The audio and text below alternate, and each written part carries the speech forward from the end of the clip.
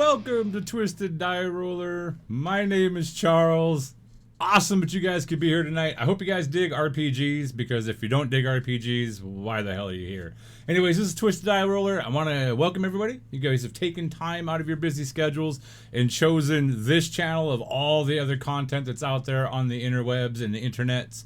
And I appreciate that, and I'm humbled. If you want to do me a favor, take a look down at the doobly-doos, the panels down below. You'll learn all there is to know about us, things such as giveaways and all that. You're also going to learn that the primary reason that this channel exists is the simple fact of raising awareness of cancer and the importance of early detection and early screening, and that of mental health. Hey, Indy, thank you. Yeah, we kind of worked a little bit on this. There's still some more updates coming. Anyways, go ahead and take a look down in the panels and get that all done out of the way. The whole thing, the reason for cancer, is if you read down there, you're going to read my daughter's story and all of that stuff. To touch on that, if you want to learn more about cancer, more about her story and my family's journey with my daughter's cancer, not this Sunday, but the following Sunday, from there on out, every Sunday, we're going to be doing a 2 to 3 hour stream focusing on our family's journey with my daughter's cancer. The other thing about the cancer thing is obviously early detection and the importance of it. With every form of cancer, you can greatly improve your odds of beating it if you get early detection, if they catch it early enough.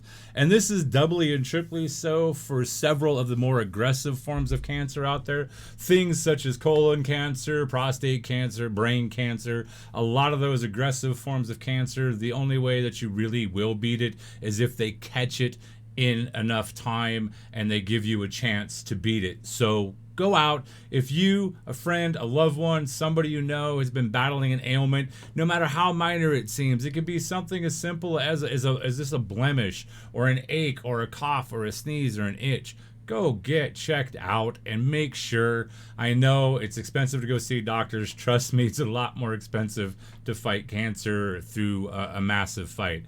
So yeah, go get that done. Something else really quick, I want to touch on our sponsors, and to do that, I am going to talk about tonight's giveaways. We have 2 giveaways happening tonight. We have a cool digest size, brand spanking new Pathfinder 2nd edition advanced player guide right there. We're going to be giving that away to some lucky person tonight. And then we're also going to be giving away the combination of this really cool set of dice from FLGS. This is Imitation Blue Jade, and you can't really see them that well, but I'll tell you this much right now. I came really close to just keeping these guys. These things are absolutely beautiful. But one of you guys are going to win these as well tonight. And along with those dice, you're going to win a Metallic Dice Games Velvet Dice Bag with pockets. This is the Nebula variety. I know we've got one floating around out there. Christian, do you have your blue one sitting? Can you do me a favor and run that back to me so I don't have to open this thing up and get my dirty paws on it? So the way we're going to do this tonight is we're going to do one giveaway in the first half. So leading into the middle break, here's that dice bag.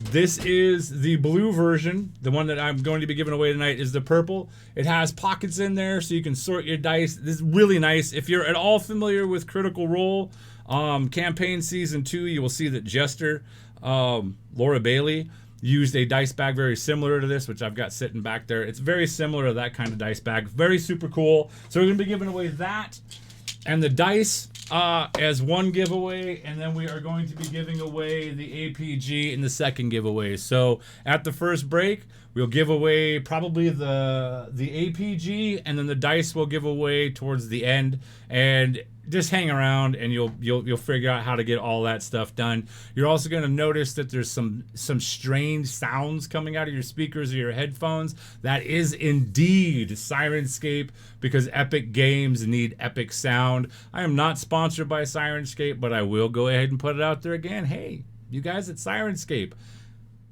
if you're looking to sponsor somebody, let's work something out, because your product's awesome, and so are what we're doing, I guess. I don't know. But that's the Sirenscape thing. Already touched on that. So I'm going to go ahead and make this really freaking quick so we can get to some actual gaming tonight. Yeah, so go ahead and check the doobly-doos out. I'm going to start by going around the horn here. I'm going to start with Connor. Go ahead and tell us who you're playing and anything else you want to throw out there. All right, I'm Connor. I'm playing Barash, the Lizard Folk Witch. Yeah. All right, Jeannie. Hi, I'm Jeannie. I'm playing a half-elf cleric named Ferlina. Christian. Oh. Hi, I'm Christian. I'm playing Bragg, a level 3 dwarf champion. And Danny. Hey, I'm Danny. I'm playing Sez. He's a dual class as a rogue ranger. All right.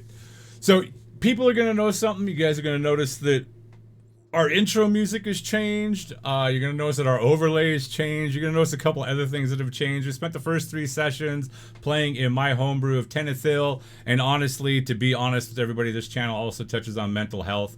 And I thought that I was ready to do a homebrew and take on just kind of the stress and stuff of doing that on stream. And after a year, a little over a year of my daughter fighting cancer, I am not that strong. So we are bouncing over to Golarion. We used to run a campaign way back. Back when I first met Connor like 8-9 years ago, that we used first edition Pathfinder rules and we used Golarion and we had a lot of fun. So what they're doing this time around with Lost Omens, I decided we're going to jump back into Golarion, and eventually this campaign will kind of center for a few levels around the massive city of Absalom. So we're going to have some fun with that. You're going to notice the overlays changed, and one of the things I want to touch on with the overlays, you're going to see that these overlays are not mine. I did not make the artwork for these. These overlays, the artwork behind it is from an incredible cartographer named Dyson Logos. And he gave me permission to go ahead and use some of his maps that he's created to make new overlays for our channel. So if you would do me a favor, go down to the doobly-doos, the panels down below. You're going to see gamer resources, and in those gamer resources, you will see a link to Dyson Logos's website. He does a lot of black and white, kind of old school pen and ink cartography that is absolutely amazing. And he puts up pretty much all of it out there for people to use. So go down below, check out Dyson's channel, or check out, well, yeah, do that too. He does stream, he streams his cartography. So check out Dyson, give him some love and support. The guy is absolutely amazing. And Dyson, if you do see this, I really appreciate you. When I reached out to get permission to use your maps, that you were really cool and allowed me to do such. So with that being said, we're going to wait till the Hobbit gets back to her camera, and we're going to kick this thing off. So, as I said, we had been playing in my homebrew. We are no longer doing that. We have moved this bad boy over into Golarion. Nothing really is changing whatsoever. The exact same basic storyline premise is there to an extent. We're just going to follow these 4 as they head out onto the road and seek a life of adventure. With that being said, let's go ahead and throw some recap down and set the stage. So having spent the past year serving as members of the Black Shield, a mercenary band formed out of Multhune and dedicated to both coin and the idea of fighting the evils within the Gravelands, after a longer winter, you found yourselves at the end of your contracts and made the choice to leave the Gravelands and embark on other adventures. It was while traveling to Andoran to seek your fame and fortunes you met a foppish and rather robust fellow, one Gildel Bontrant, a traveling potions peddler who had an interesting tale and more so some damn fine spirits. He mentioned word that a client of his, a Tavern Two Hill in High Harbor, was seeking a band of adventurers to undertake a small and somewhat perilous task. But he said the payout would be coin, arcane artifacts, and maybe most important, high adventure. Your sights set on this new adventure, you quickly made your way to the Shining Kingdoms and Andoran. Your target, the port of Almos, where you hoped to catch a vessel to High Harbor and the Starstone Isle. It was shortly after entering the kingdom of Andoran that shit went sideways. While traveling a small road, more of a cart track to be honest, the band of ex-mercenaries came upon a gruesome sight, even for ones who have served in the Gravelands. A wagon set upon by the dead risen. The scene horrific, but there was no time to do much as the night exploded with the decayed, rotting flesh of the walking dead. 4 left the Gravelands, now only 3 remain as the young magus Selenar fell to the undead hordes around the wagon. Your party now stands in the shadow of some ancient trees, staring down at the apparent unconscious body of a bulbous-nosed and rather gaily clad, and from what you can guess, foppish gnome who seems to be very much unconscious as he is sitting there sucking air in through his nostrils with such vigor that you can actually see his nostrils kind of twitch and flap a little bit, and his bicycle mustache actually kind of does one of those kinds of things and flaps a bit in the wind as he is inhaling and exhaling. I believe that we had Sez, Barashk, and Ferlina all kind of standing there. The Barashk kind of standing above the bulbous-nosed, orange-haired gnome who kind of rests. Yeah, who's kind of at rest next to a fallen thick log or a tree branch and all that. And Barashk had just cranked the poor little foppish gnome to try and wake him up, which seemed to do nothing more than maybe set him back to sleep. What are the 3 of you going to... Actually, I know exactly what the 3 of you guys are going to do. You're all going to roll me a perception check. Woohoo.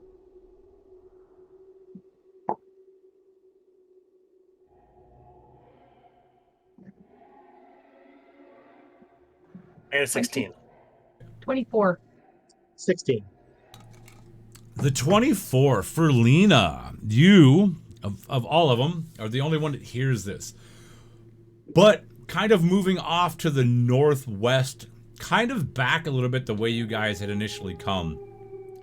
And where those bonehounds that you guys have spent the past couple sessions fighting kind of ran off and disengaged.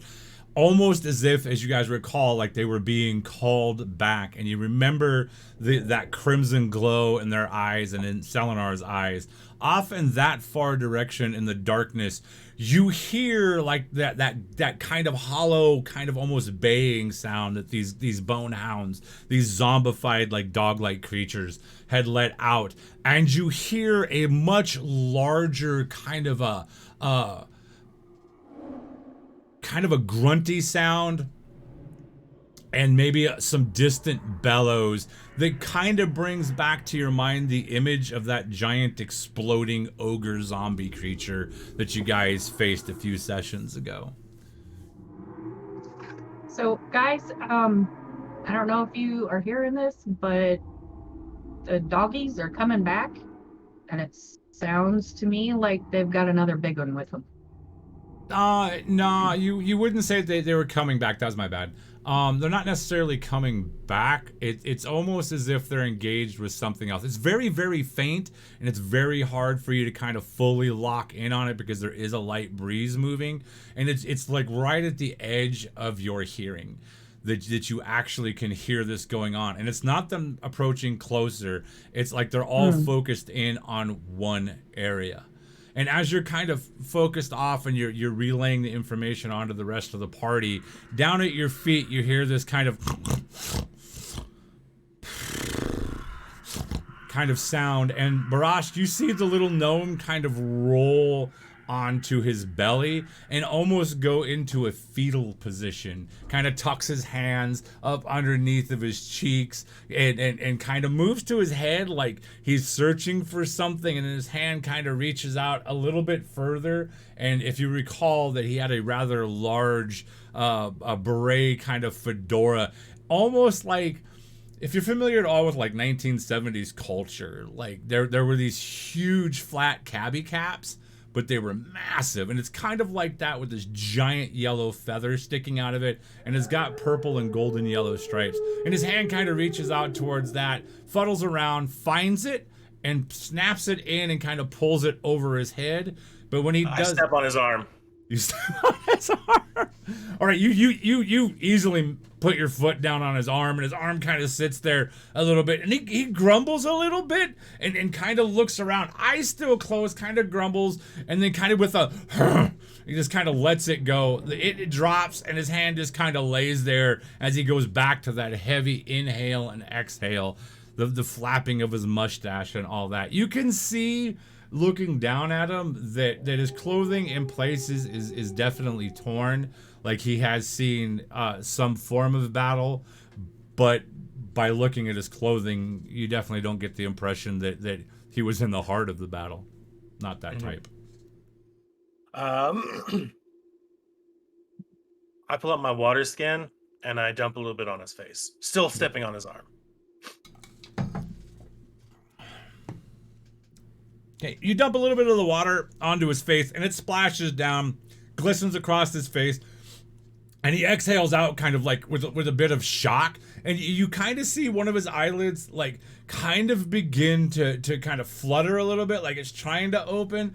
And when he lets out a deep exhale, you can see the mustache and water go flying off. There is a light snow still kind of beginning to fall and continue to fall, in pockets of snow that are building up. The gnome kind of sits there and snorts. You're still stepping on his arm? Still have my foot on his arm. Yeah, not like super hard, but enough that you can't just easily pull it back. Okay, so he's sitting there and he kind of, you see that eye kind of, and the eye kind of pops open just briefly enough and kind of looks up and looks straight up at Barashk's face. Describe to me what this little gnome would be looking up into when he looks up at Barashk leering down. I mean, at this point, I would probably have my robes back up, but I would have... I'm very crocodilian. Big, sharp teeth, you know, the slitted eyes, the whole thing. Maybe the tongue flicking out every now and again, more like a Komodo dragon or something like that. Okay. But kind of just leering down at him with, you know, like a crocodile smile. All right. His eye, when he kind of looks up, and the eye is kind of disorientated. It's kind of got like, it almost for a few seconds kind of floats around in the socket, kind of looking for something to kind of lock onto. And it finally kind of, it swerves like over where your visage would be. And you can like look down, and with the moonlight and everything falling, you actually see a bit of your reflection in his eyes. And the eye snaps like wide open when it focuses back up on you. And he just kind of sits there and holds for a little bit and then gradually closes shut again. And it goes back to that snoring kind of a sound. Does it sound authentic, or does it sound like he's trying to pretend to snore? Give me a second and I will tell you. Another window that I forgot. This is what happens when you take a week off and you don't do a whole lot of gaming in that 2-week period. Okay.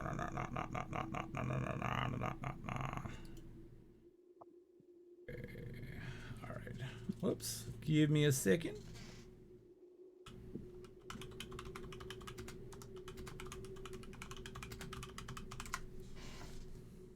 Where is he at? There we go. Oh, I think that is fairly... No, that isn't the right one. My bad there. I will be there in a section. So, Barash, do you ever start eating people when they're still alive?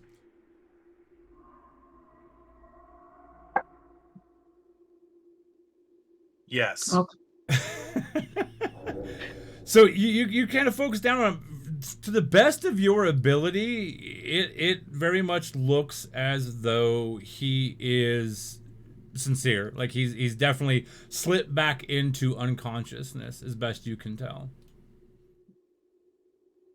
It seems like there's something more keeping him under than just being asleep at this point. Yeah. Okay. If you want to roll a medicine, you can. I'm trained at that. Yeah, I'll do a quick one. Okay. If you can't figure it out, I'll try. I probably don't. That's going to be an 11. Yeah, for all intents and purposes, you can see he just looks like he's sleeping. He's Okay. unconscious for sure, but you can't put a finger on exactly what it is. I will unstep off his arm and kind of just turn to Felina and what's wrong with him? How about a 27? A 27. You can see by looking down at him, Ferlina, that he's definitely seen some battle. He's got some small cuts on him. You can see places where his clothing isn't so much as torn, but has been sliced. And as Barash lifts his foot off of his arm immediately, again, hand grabs on to his foppish beret-style hat, pulls it over his head, curls back up and acts like he's going to go to sleep. And as he rolls to his side again, you can see on the back of his head a bump probably the size of a softball that's kind of like on the back of his head where he's either been cracked on the back of the head, and you remember as you kind of look over, you see that smear of blood going down the side of the log where you guys originally found him. He kind of mumbles a little bit, the fools, the rats, rats, and then draws silent again and goes back to his snoring habits. I turn to Says. He's not going to like you. I'm not sure I like him. Me Well, either. he's gonna probably be out for a while. He took a pretty bad hit to the head. He's probably got a concussion. Is there anything you can do? Let me see if I can take care of it. While that's going on, I'll actually keep a look around us to make sure nothing's going to jump out while we're looking them over. Yeah, we haven't set the wagon on fire, have we? Yes, we did. Yes, you did. Yes, Okay. you did. Yep, you did. Says it, not said. Selenar is over there burning, as well as the bodies of the remaining zombified creatures that you fought. Go ahead and roll me a perception there, Says. I am going to use my heal spell. Actually, no, roll me a nature. Roll me a nature. BA 18. An 18. Okay. As you're kind of standing there, kind of scanning the area, you get the definite sense that heavy kind of pall that was over the woods, where like everything was muted and like not even night birds, that continues, and it's actually kind of slowly begun to intensify. And as you look out, you notice around the base of some of the trees, kind of just off to the side of where you guys are at, you notice swirls rising from the ground like fingers of wispy kind of material, almost like a fog of some kind, but something seems a little bit odd. It doesn't seem like a natural fog. You spent enough time out in the wilds as both a rogue and a ranger to become familiar with what fog is like. And this doesn't seem very much like a natural fog. What were you doing there, Ferlina? I was using a heal spell on the Okay. guy. I was going to do it the heightened one. Okay. So it's going to be 10 points restored to him. Wow. Okay. You sit there. Describe exactly what it is that Ferlina's doing. So she's going to, she has a holy symbol on like a brooch into her shirt, tunic, whatever. Yep. She'll kneel down and literally laying her hand like just above where the knot on his head is, and she goes through a little bit of a incantation, I guess you could say, or a prayer, and probably see like a little bit of a glow from her hands, and it just kind of seeps into the wound. Okay. So as you kind of kneel over this little gnomish figure and you begin to do that, you notice the swelling almost immediately, like the blood dries. You notice the swelling kind of begins to lessen. And now that you're closer to him, you can actually see where the skin where the wound was at was actually split open. And you can see the bits of like the fibers of his flesh kind of begin to knit themselves together as you begin to focus and call in on your healing energies. And his eye, first the one from before kind of slowly opens, and then the second one opens, and they readily, yeah. I crouch down at this point as I'm kind of standing watching over her and see his eyes. So I've got like my spear over my shoulder, Ozzy's on the top of my head, kind of right between my eyes, looking at him as well. And I'm just like right in his face as he comes to. Okay, so the little bulbous-nosed, orange-haired gnome, the foppish fellow that you guys have just his eye first focus, it opens up, and at first they focus up onto Ferlina, and you can see his expression go from one of tension to relaxing just a little bit, and you can see like a sigh just beginning to start to escape from his mouth. And his eye, one eye stays on you, and the other one, as Barashk lowers into his vision, kind of focuses on Barashk. And this little figure looks up, and you can see his eyes snap wide, and just kind of holds there for just a brief second. I do declare that this is not the greeting that I wished for. If you're going to eat me, get on with it. I have had far too much adventure at this point. And he closes his eyes, pulls his arms in, and gets ready for Barashk to just basically clomp and end his suffering. Actually, we'd kind of like to get you out of here along with ourselves before any more undead decide to start walking around. What she said. Can you walk? Or do I need to slit your throat, need you? The one eye kind of pops partway open, and you can see at this point it doesn't take a professional cut person or an assassin or anything like that. You can see at this point that he is doing everything in his power to open just that one eye by a little slit and keep it focused on Ferlina, completely ignoring the fact that on the other eye is Barashk and Barashk's little frog toad friend sitting on top of his snout. And he kind of looks up at you and, what was that again? I said we'd like to get out of here, and as long as you're one of the living, we'd like to get out of here before more undead come around. Well, that my. That We're not seems... looking to make you a meal, but I'm pretty sure they are. So if you can, test yourself out and see if you can get moving, we could really. And as you're talking to him, you see his hand kind of make its way up to his chest, right? And his eye is still closed, not paying any attention to Barashk. It's still kind of focusing in on you. And I start talking to Hazi and Aruxi. All right. And Hazi starts talking back in that deep James Earl Jones. You got Darth Vader in frog form sitting there, and he pokes his finger out. It's not very likely that I would call into question a lady's intentions, but and he does this kind of like he's trying to be nonchalant, like. Oh, don't worry about him. He scares everybody. But what about this slitting of throats and eating thing? Expediency. He's just trying to get you up and moving. Motivation. Well, and he kind of pulls himself up, and when he does, you can see that he still has a bit of a lump, and as he comes up, that a little bit of blood kind of begins to trickle, and he pulls himself up, straightens up the foppish hat, kind of begins to straighten a few things on his personage. He grabs the hat and towards you again, only one eye open. He's doing everything in his power to ignore Barashk. Like he wants nothing to do with the giant lizard that threatened to kill him and eat him. He bows deeply towards you, Ferlina, and as he bows, Faustus Grandel. I'm gonna make sure to move.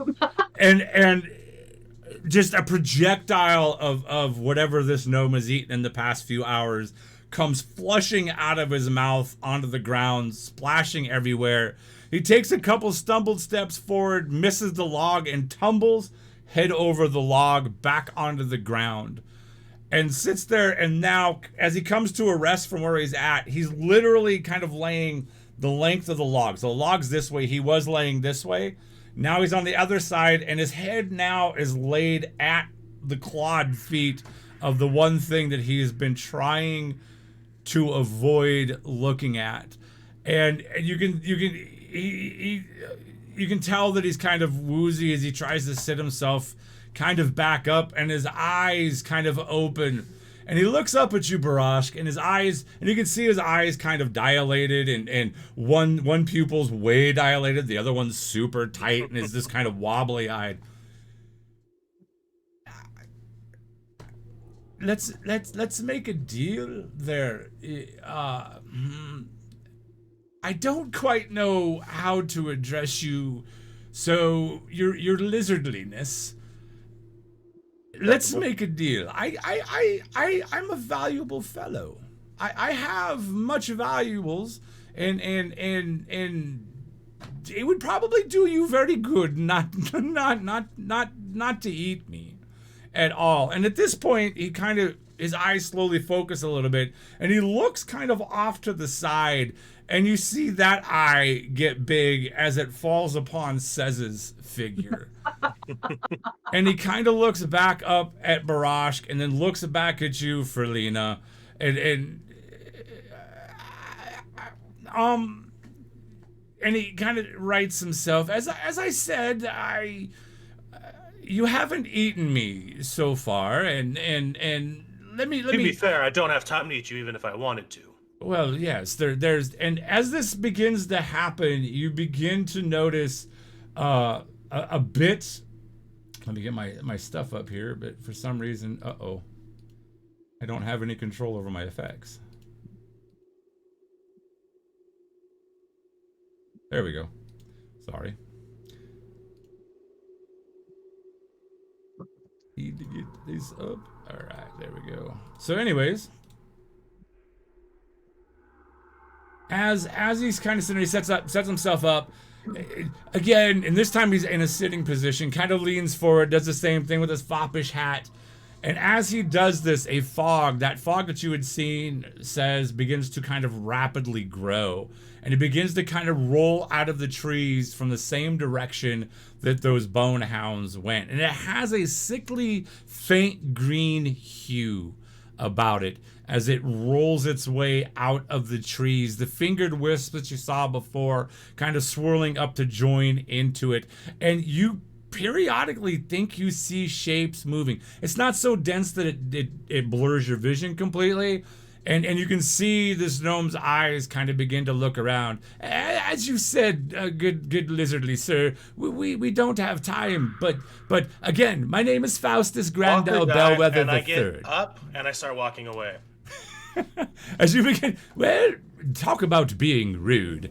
My fair lady, I am Faustus Grandel Bellwether III. I am a gnomish, a musician, an entertainer. I'm heading a bit further north than here, but the people I traveled with we were set upon and he begins to look around at the fog, and you can see that the fog definitely has his attention, and you can see a bit of worry beginning to grow upon his face as he looks around at it. A fog just as this descended upon our camp. The rat bastards, and he kind of flicks a look back towards, says, no offense, good sir, no offense, but the rat bastards that I said, what was that? Well, these ones are alive. Everything that we found walking around here before was undead. Well, that's exactly my point. As you can tell, and he opens his arms up, and you can see that all the clothing that he wears is fine fashion. It's like at the upper echelon of fashion, fine material. As you can tell, I'm not one cut out for a life on the road. I was traveling north to perform in Nirmathos in the Fangwood, at Crystalhurst. The Druids invited me for a rather large celebration. So, to cut a long story short, if you do not mind, we do need to get moving, but not away. We actually need to go in to this fog, if you'd be so kind as to hear me out. But anyways, I am a musician, a minstrel of some rather renown, if you would. And as you can tell, I don't have all of my gay music creating implements. And this poses a problem. The camp that I was in was set upon, and he kind of looks around and he can see the stuff, and he is very similar to this.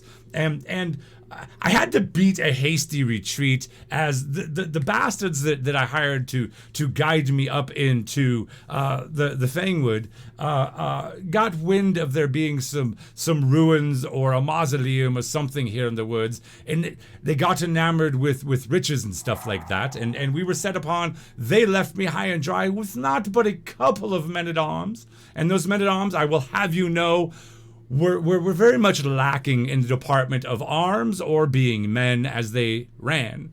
I ran the opposite direction to save myself because, you know, self-preservation is of the utmost importance. And you can hear again off in the distance some baying of these bone hounds and some lower grumbly sounds coming out of the trees, kind of off in the direction that he keeps referencing. Yes, we should get moving. I would beg, though, that you allow me, Faustus Grandel Bellwether III, to employ you. You look to be a brave lot. You've obviously handled whatever it was that you handled here far better than the men-at-arms or the scoundrel rat bastards. And he looks back again and says, again, good sir, no offense, but I would like to possibly engage you to help me, or better yet, for you to regain my prized instrument, which is back at the camp. What's your prized instrument? A lute that has been in my family for 100+ years. It belonged to my great grandmother. I remember her when we lived underneath the trees, playing it for me when I was but a wee little lad. It means everything for me, and it is rather special, and I need it for this performance at Crystalhurst. For this festival, it was specifically requested. And again, you hear some more stuff, and he looks around as the fog continues to gather. I'll ready my weapons, get everything ready. As I'm saying that, or as I'm doing that, I'll turn to him. We need to either go away from here or go somewhere, because this is getting worse and worse while we're standing here. We can't just keep chatting about it. So are we going to go after his loot, guys, or we just Still walking away? I say grab the loot and let's go. Oh. The loot's that way. I point towards where he was talking about, towards the camp. Where the stuff is coming from. Yeah, the loot, the way he motioned was off more to where, like, the bone hounds and all that ran off to, where it kind of looked like they had been summoned back to deal with something else that was more pressing, and that was the direction that he pointed and keeps looking as this fog swirls around, and you can literally see as you guys are standing there as he's kind of trying to brush like the fog away from him, and then you see him reach into the folds of his traveling cloak. Again, it's a very soft and supple leather. It has no business being out in the wilds. It's definitely more city apparel or city finery. But he does reach in, and you hear him jingle a coin purse, a leather coin purse that is in his hand. I don't have much now, and that's a bit more of a problem than I had hoped it would be. I have this, and he shakes it, and you can hear there's about a dozen or so coins in it. But I can pay you 500 pieces of silver. When we get back to the camp and I recover my loot, I also have coin there, and I can pay you handsomely. But I can start with this, and he kind of drops it out in front of him, and he's not apparently so worried about you, Frelina, as he is more about Barashk and the apparent two-legged giant rat that is there. I believe there's at least a 10 to 12 gold coin in there, 112 or 120 silver pieces, I guess you could say. That plus the 500 coins that are back at our camp, if there's anything left at the camp. I can't just lead you off into death and doom and all that. That would not be very honorable. There are beasts there, but you look more than capable. What do you say, 500 guys? silver. As I get back down to the main road, I'm going to turn back. Are you guys coming? Do you want to make 500 some silver money? to get his loot. Where's his loot? There's no It's loot over in the there. camp. I point that way. A dead one can't spend their gold. And I keep heading up the trail. At this, Faustus kind of looks from Ferlina to says, and then back down at Barashk. Well, you know what they say, you only live once. And he begins to kind of run back, his little legs just kind of churning, running behind Barashk. Excuse me, your lizardliness. May I have just but a moment of your time? I know you're pressed. I know you've got more important things to do. Hopefully not eating me being one of them. But At this point, I would just throw you on the fire. And I turn around and I crouch down so I'm looking him in the eyes. and he reaches back into his cloak and he pulls out a piece of thicker linen-esque material. Barashk, your noses, your senses immediately pick up on the presence of eggs. And he undoes. What was that? Says you know how I feel about undead. I'm up for the fight. You see him undo a ribbon 50 gold worth of silver. around the linen, and he pulls it open, and there are a pair of big, fat, like goose-sized eggs sitting in there. They're not raw, good sir, but they are eggs, and in my travels, I've heard many stories and tales about the more lizardly folk in Golarion, especially within the Inner Sea. No offenses if my sources are wrong, but I believe that eggs are something you may have a fondness for. There's plenty more of this back at our camp. That is yours as well if coin does not interest you. As far as I am concerned, you're free to rummage through all of their belongings. I don't care. I just need to get my loot back, and I need to get north. The north I can handle, but the loot I can't. How far away is the camp? As I will grab one egg and start peeling it with one claw. And Halsey's talking to me at this, telling me it's a bad idea. I don't quite know distance. It was, and you can tell that the night is drug on enough that you can tell through breaks in the trees and everything that the night is slowly starting to drag towards dawn, so the sky is kind of getting that early dawn, blackish blue kind of tint to it. As I ran last night, I didn't quite pay that much attention to distance. I don't know if you've noticed that I am quite unarmed and ill-equipped. How long did you run? A while. I don't know how long or how far. It can't be that far. I mean, I still have a belly. He doesn't even know exactly where the camp is, and I will pop the egg in my mouth and grab the second one. A mile, maybe? A mile and a half? It couldn't have been long. I tripped and hit my head and all of that. You would, and he kind of looks down at his tunic, and you can see where there has been a piece of silk, a bright royal purple silk that's been torn out of it. You wouldn't by any chance happen to have seen? It's a long shot, I'm aware. A piece of silk around here. This is a very expensive outfit that was made custom for me, and I would like to at least be able to take and have it fixed. But yeah, maybe a mile and a half. And he's kind of looking around. You can see his eyes darting around, and he's looking specifically at the wisps of fog. I'd probably track where he came from if he just ran full break through the woods. I mean, his clothes are torn up pretty bad. So, Are you sure you want to go there? We have no idea how many more bone hounds, if there are any more of the big guys, any other zombies, any other undead.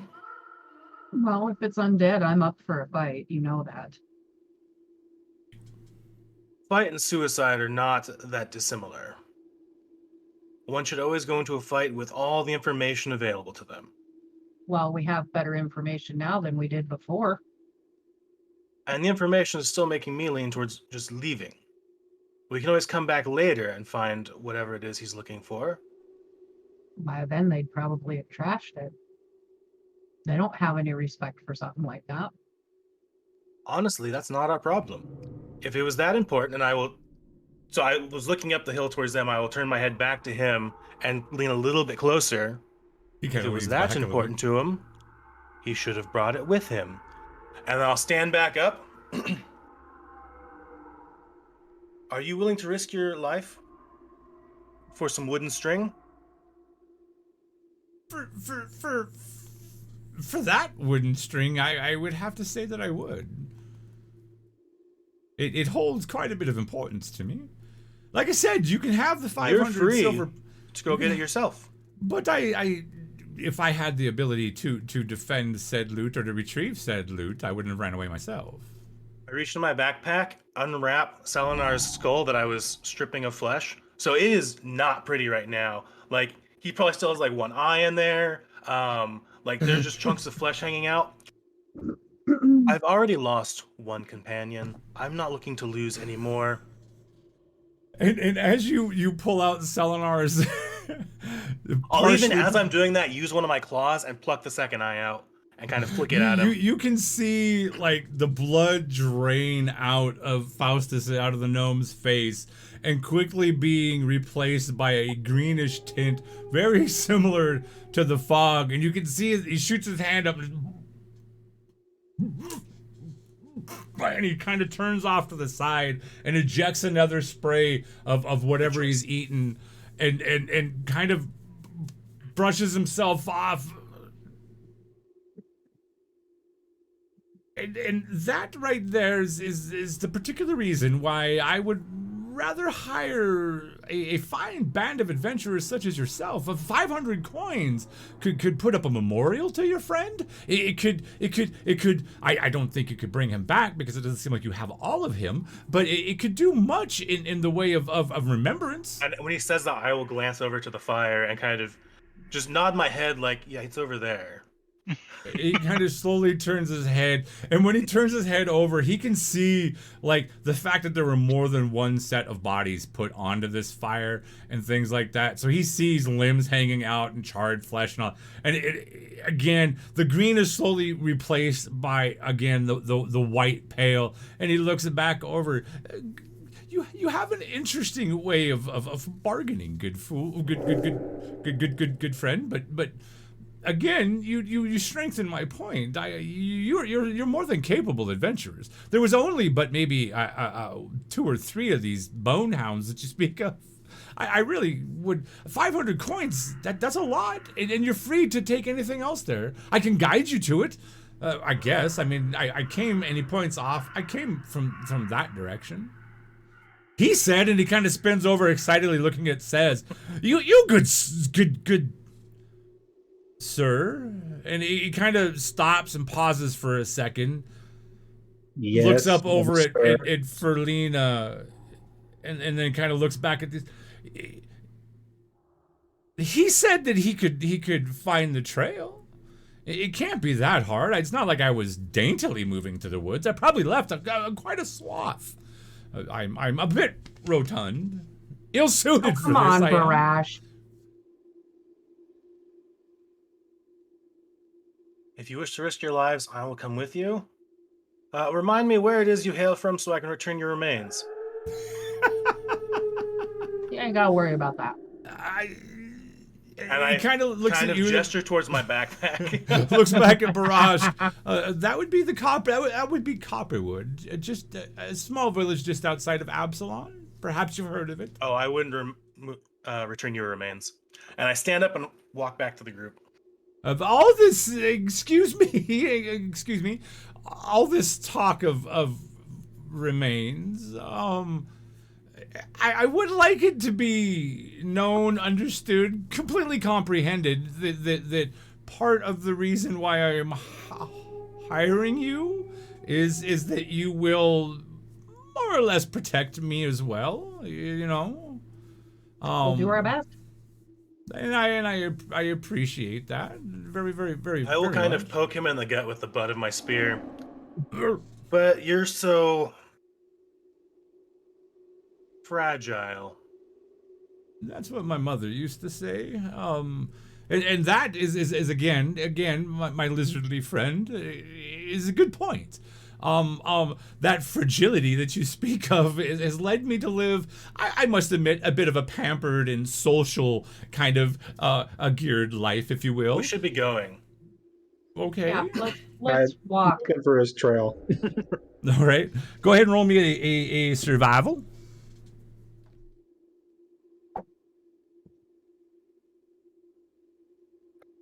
14. 14. You easily find his trail. And to somebody who isn't maybe as trained in the woods and tracking and following trails and as much as what you are, you probably would see the trail, but not in the way that you see it. What you see in front of you is essentially a tunnel, the exact same height as this little gnome, and probably half again wider than he is, just right through the underbrush. And you can see where like there's bits of fabric, like off of like a piece of leather off of his cloak that got torn off, and things like that. And as he kind of follows Barash up, kind of back towards the tree where you found him, and again, I don't quite know your names. I believe that the lizardly fellow here is a Barask, something to that effect. Is that Actually, very good That's pretty pronunciation. close. well, you know, I've been That's better around. than I can. And yours, good lady, is for Erlina. Lena, and yours, my fine tracker And fellow. says, like a short little bow towards him. Well, and he pulls it off and kind of does the same thing to me. See, a gentleman of fine social upstanding. He understands the way that social encounters work. There's no need for threats and that sort of thing. But we should be going. And he I kind made of no points. threats, only statements of fact. He really will eat you if you die. That's yeah. So just don't die. Let's see that doesn't happen. Let's see for sure that does not happen. Shall we? Yes. Yeah, I'll turn to lead the way. Did you happen to run through every thorn bush in the woods on the way here? I wasn't particularly paying attention. I some of these bone hounds, dogs, whatever it is that you call them, and some other things that came out of this fog. I didn't take the time to gingerly pick my path. If you see, I kind of put my head down and just went. And it was in that process that I remembered that I forgot my prized possession and what I need to do this. But since we have a bit of a walk, you now know a bit more about me and where I am from. I'm being a minstrel, a storyteller, a bard, if you will. Your tales, you and a rather, and no offense, as you guys are walking along, no offense intended, but you're a rather odd or motley bunch. I've come across many adventurers and many adventurer groups, but never one quite with your makeup or consistency. You talk a lot. I've been told that. I've been told that by kings and lords and barons and princes and wealthy merchants. I've been escorted from bars. Has anyone ever told you that could get you killed out here? Oh, it's been brought to my attention that it could get me killed, possibly in many different circumstances. Because right now we need to pay attention to our surroundings to hear if any of the nasties are coming around. And he kind of stops and looks. When he turns away from me, I will get like spin down and hiss right in his ear.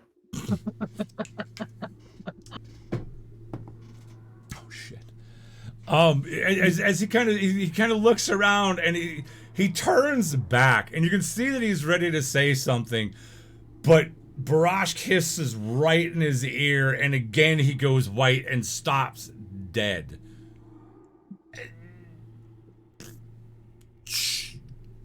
And he kind of begins to and he's almost going too far the other direction, because now he's like gingerly, like making sure he doesn't step on a leaf, a pine cone, a twig. He's making sure that his clothing, and he keeps looking down at his tunic, and you can see just to the left of his nipple on his chest, you can see milk white. Like take a ginger and even milkier than that white skin. He has not seen hardship, sun, or anything else in forever. And you can see him fiddling with where that one piece of cloth is at. And he kind of looks at Barashk and it says, and it kind of lands on you, Ferlina, and he takes a step or two kind of in your direction. My lady, can I take a bit of your time? What? As you can see, maybe unlike your compatriots here, you obviously are a beauty to behold, and would quite possibly, due to your and he kind of looks around at your maybe your heritage, your upbringing. This tunic, this shirt is of rather fine quality, and is made by a very special lady in Absalom in the Grand Bazaar. Are you sure you haven't seen a bit of silk just laying about? I got attacked by one of these bone hounds, and before he shot off into, and his voice begins to kind of slowly raise with excitement, like almost like a young child that you've told, hush, be quiet, and they try to be quiet, and Right in the ass. What do you do? I take my staff and use the butt and kind of swat him on the ass. All right. And then I let out that like crocodilian, like that low growl that they do, And you can see him, he was about to say something, and you can see him hard swallow and brings the words back down. We'll worry about your clothes. Point taken. Point taken. Would you mind if I would you mind if, and he keeps kind of one eye towards Barrage. Would you mind if I walk closer to you, my lady? I don't care. Thank you. He is he always so grumpy? Oh. I'm in a pretty good mood. All right, he's been grumpier than this before. And he kind of slowly, he grows quiet and begins to walk next to Ferlina. We're gonna take a couple seconds here really quick before we move on to the next scene. I want to get this giveaway started. So ladies and gentlemen, if you're unaware, we are going to be giving away 2 separate giveaways. The first giveaway tonight is going to happen at our first break here in about an hour. It is a metallic dice games velvet dice bag with pockets. This is the purple Nebula variety. You can see on the back how cool this dice bag is. It's drawstring. It has locking clips so it won't just randomly open up on you. And it has multiple compartments. Matter of fact, Jeannie there has got the exact same dice bag. Amazing dice bag, and these super cool. I really kind of want to go down and buy a set of these now. Imitation Blue Jade dice by FLGS. These things are very, very cool. We're going to give those away in about an hour at the first break. All you have to do is you have to be a follower here on the channel. You have to be 18, and you have to be in the continental United States until I find somebody that'll ship outside of the continental United States a little bit cheaper. All you have to do is type in this word just once. As I type it here, just once, or it will disqualify you. Type in the word. What is going on? Hold on. This thing ain't letting me log in. We got a problem here. Nightbot? No. Twitch. That's really weird. How can you not be logged in when we're streaming? Oh, man. Give me a second. So OBS just recently did an update to 27.2, and as you're seeing now, live streaming is quite exciting because whenever there's updates, there's always stuff that gets messed up, and that's exactly what's happened just now. So give me a second to get my codes and all that. And get this back up and running.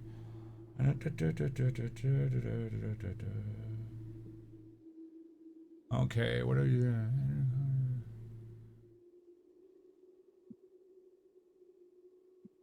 Oh, my authenticator app. Okay.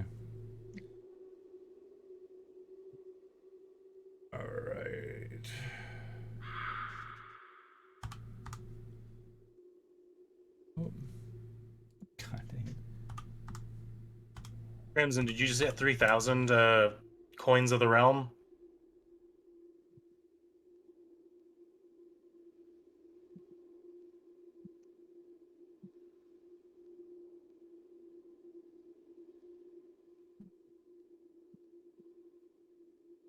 Okay, I am not. What the heck? Yeah, mine gave me that same message. It's just an option. Yeah. Like when Charles says he's going to raid somebody, you can spend your coins to influence that. All right, there we go, folks. Sorry about that sudden break. Yeah, let me go ahead. Enter that word right there, dice bag, all lowercase, all one word. Enter that one time, and you'll be entered into the drawing tonight for that dice bag and dice at the beginning of our first break, and then we'll be giving away the Pathfinder Second Edition, Advanced Player's Guide Digest, and all that. Yeah, type in dice bag Crimson, all one word, lowercase, just one time, and that will enter you in. Everybody has an hour to do that in order to win this. There you go, you're entered. Where are you at, Indigo? There you go. Okay, I didn't see you. All right, cool. So, anyways, something else on happened. it? So, what was this error about on the coins, or what was that?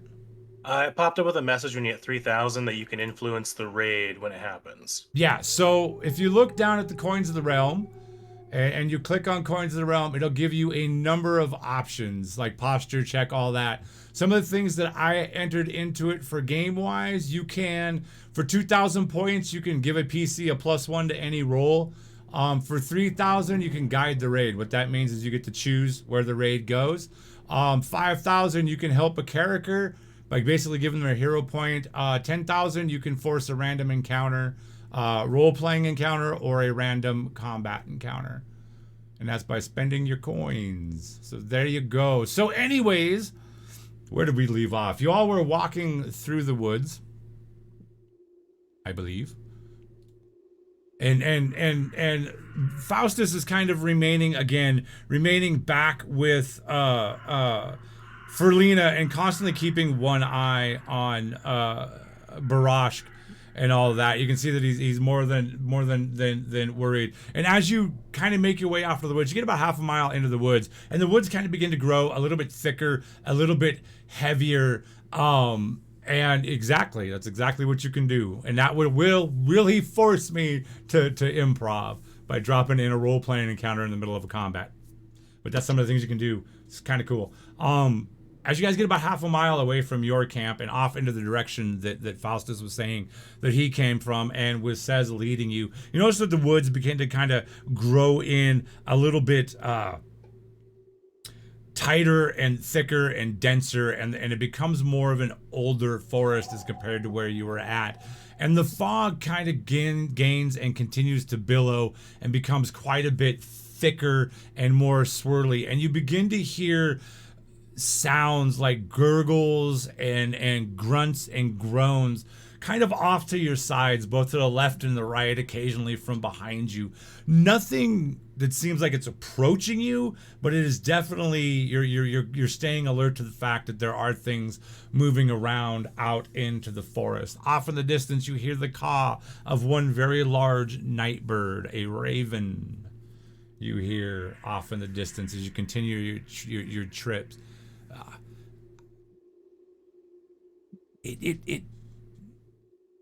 Milady, if you don't mind, we're close, and he points at a what you think at first to be a tree, and as you kind of begin to close on it, says you're the first one to see it. As you there's a weird, odd-looking stand of trees, and you can see where the trail that you're following, which is a very well-formed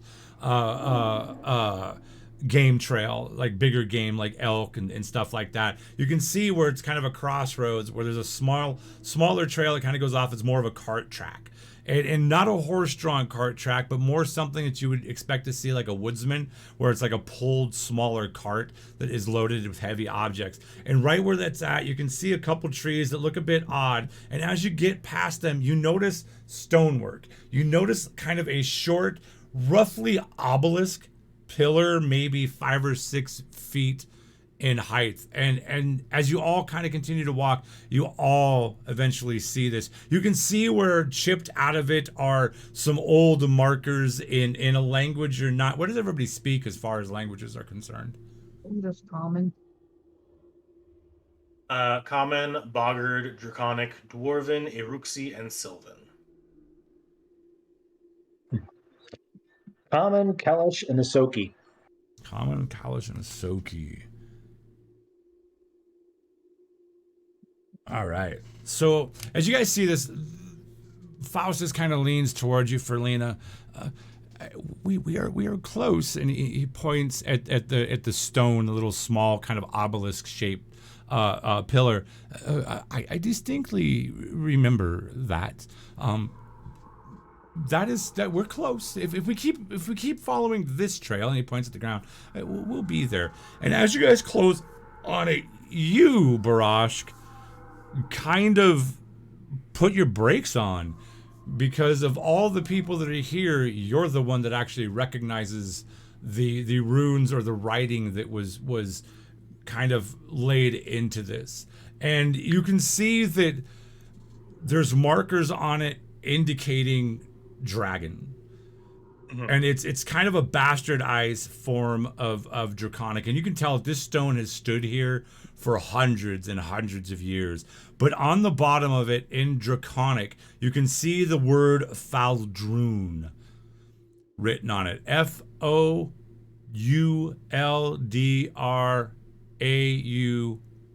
Faldrun. And as you pass it, you notice that there seems to be some other languages on it that none of you can quite make out exactly what it is, but you get the definite that this was a warning sign or something else. And as you all walk So by, was it like it was in Draconic and just said Faldrun? it Or was there kind like of a bastardized form of Draconic, but still Draconic enough for you to know what it says. okay.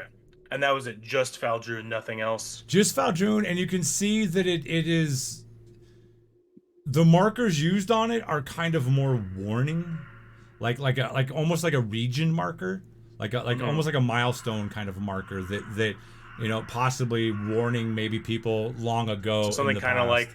like a radioactive symbol or something like that. Yeah. Designed to be that doesn't look friendly, but I don't know what it actually means. Exactly. Wet floor. What was that? Wet floor. Yeah, kind of. Yeah, exactly. It's definitely, it's more not like there's a dragon right here. It's more of a like, hey, be aware that this is going on. And you see other markers, and it's not so much words as it is like almost hieroglyphic in a way, like markers that were used. And you can tell that some of them are different ages from different time frames and from different hands and stuff like that it's been added to over the years. But it's heavily mossed. It's I mean, if you want to spend some time investigating it, you could probably brush some of the moss and find out more about it. But it's definitely been here for a long time. Everybody go ahead and roll me a perception really quick, please. Because Faustus said that we're getting close, I'm going to be loading my crossbow. Okay. I got a 20 perception, unnatural. Okay. I got an 18. Okay. 17. All right. You all hear the same kind of that kind of baying and hollow, empty snarling that you heard prior from the bone hounds and stuff that you've previously fought, and it's much closer than what it was. And way off in the distance of the trees, you hear like a loud kind of hollow grunt, almost in response to it.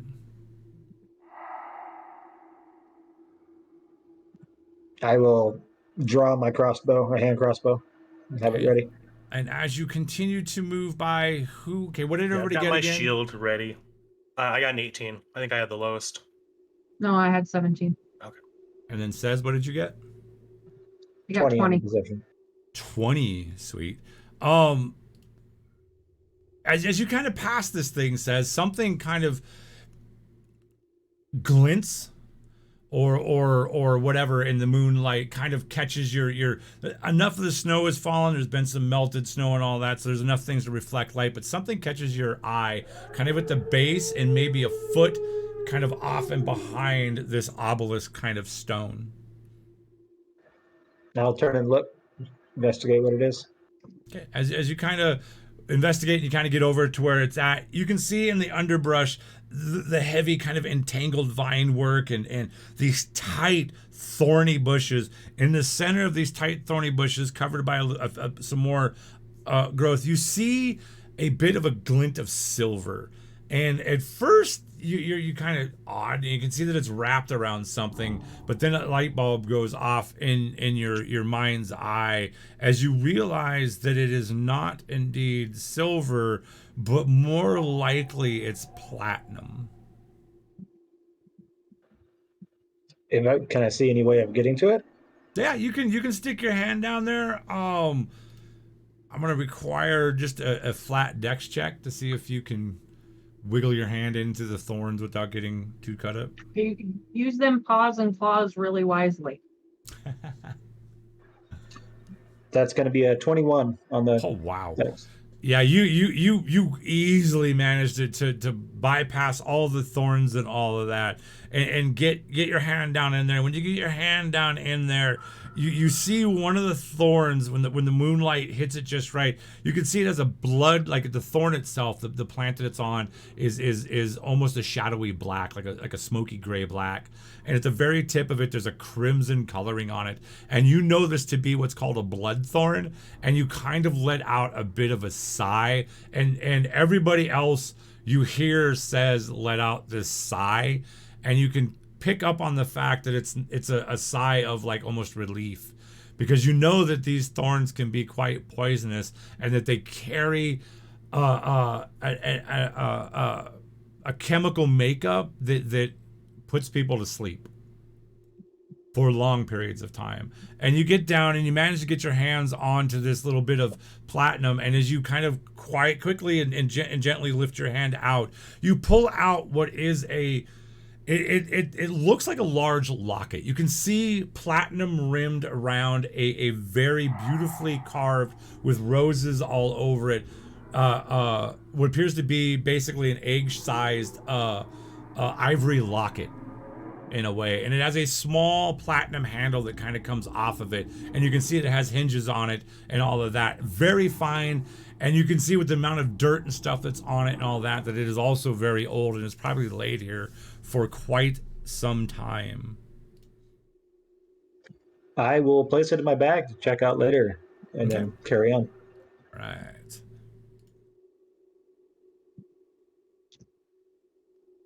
You know, I love Obsidian for tracking stuff in game, but the fact that I have to go separately to edit stuff is kind of a pain in the butt. So anyways, with the new set of information, what exactly are the four of you, I guess, with Faustus in tow, going to do? You're going to continue to walk? Yes, can I make a recall knowledge check?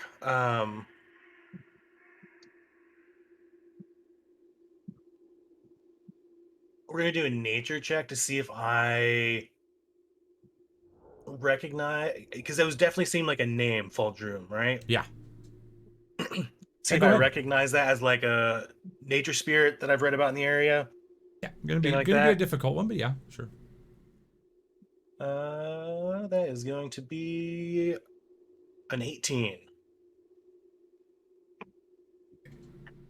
You've heard a lot of tales through your life of lizardly things, dragons and things like that, and all of that sort of stuff. But the name Faldrun doesn't ring a bell at all in your mind whatsoever. Brag. You left the kingdom of the Five Kings, the mountains, because somebody took something from your people. You spent pretty much the past 100 years deep beneath the halls of the Five Kings, deep beneath guarding the tombs of your ancestors. You've spent 100 years plus doing this. It's been, up until about a year ago, it has been at least 100 years since you've even seen sunlight. You've guarded and you've guarded and you've guarded and you've made one special friend, which we will explore as we play. Somebody took something from your people, and this item is of high importance. As a tomb guardian, your people pride themselves on protecting their ancestors, on holding their ancestors in high esteem and making sure that they are not disturbed.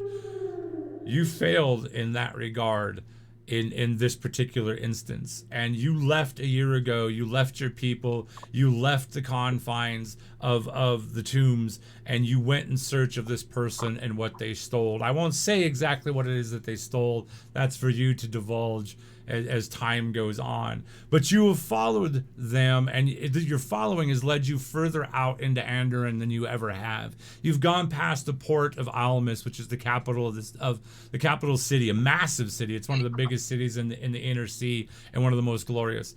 But it's the capital of Andoran, and you find yourself kind of in the southwestern edge in a thicket of woods.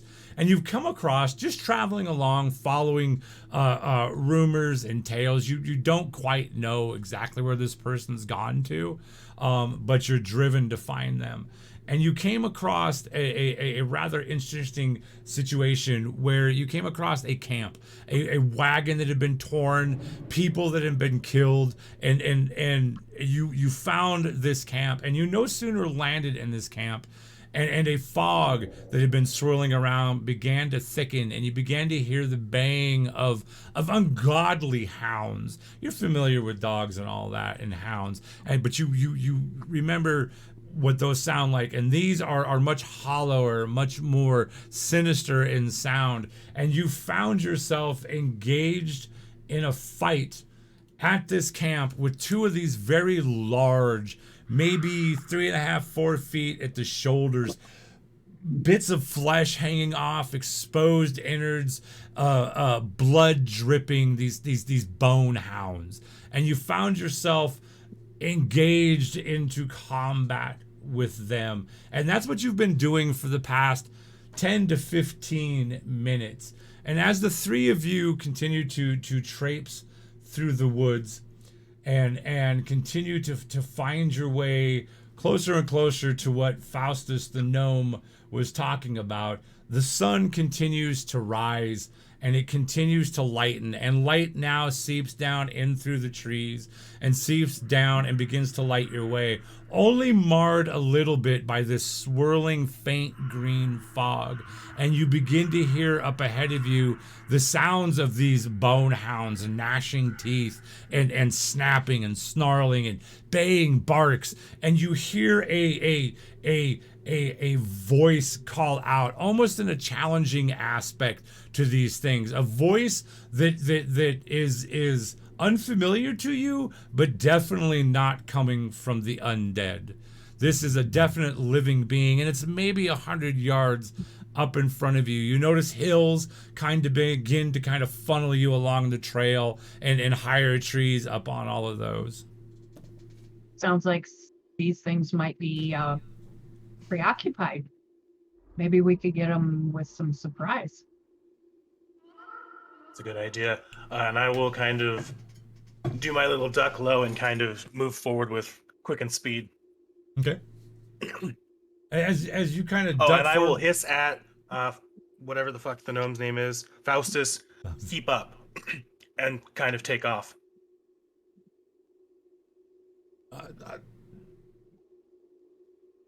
I'll draw a dagger with my other hand and then try to move to stealth and move along the side up. And go ahead and roll me a stealth.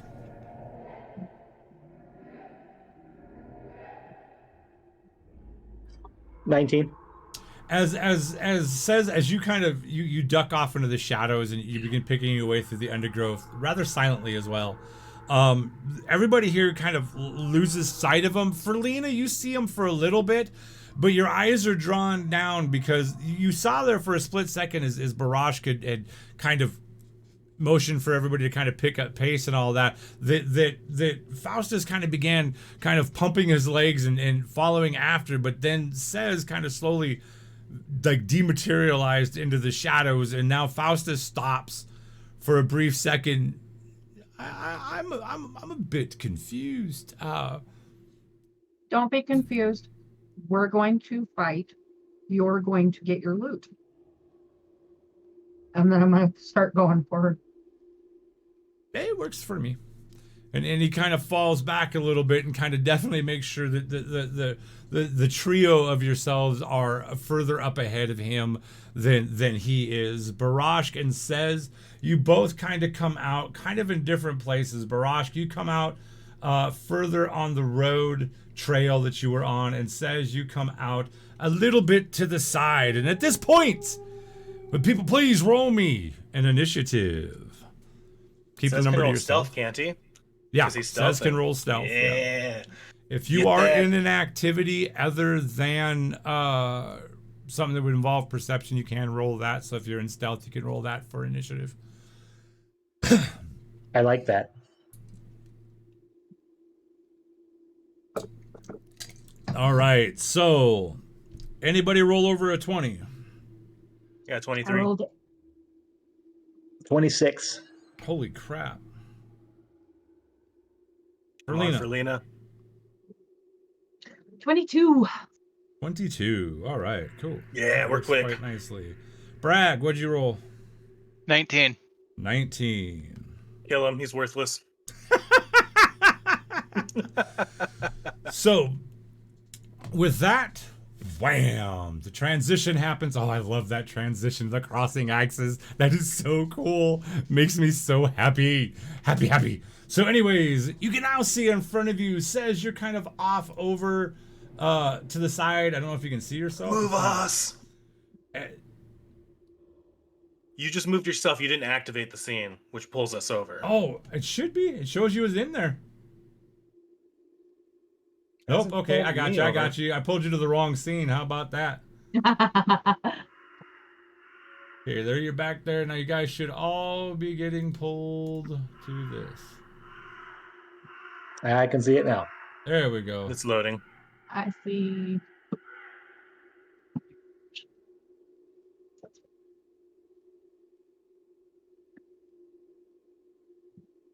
Hey, Alright. Super Kimbop. First time. Hey, how you doing, man? Hope you're doing good. That's one of our possible future players on another campaign. Nice. All right. So Says you kind of come out off to the left side of the trail. Barashk, you come off kind of over here by this tree. Still following trail, and directly in front of you, you can see lantern light flickering from a lantern kind of on the ground, and you can see, ignore the skeleton, it's actually a dead body, and you see a couple other dead bodies strewn throughout and some blood, and you can hear just up ahead, as further past the wagon, you can hear a bit more of that growling sound and all of that taking place up there. Says you would have the ability to do any kind of action that you would like to do first. We're going to start this as combat. I will try to remember stealth. I have to move half my speed to remain stealthed, I believe. I am not sure of that. In exploration, I believe that's the case.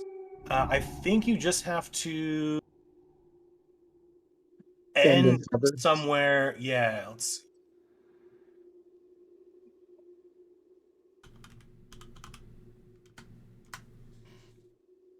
So you can, as an action, sneak and move up to half your speed. That'd be like to move quietly. If you just want to hide, you can spend an action on hide behind cover with your full speed as a second action.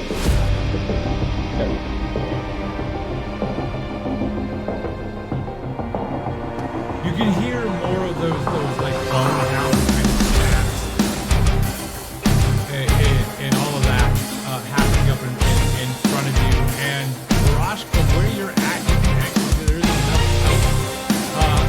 Go ahead, Brad, explain to me, or explain to what exactly Barashk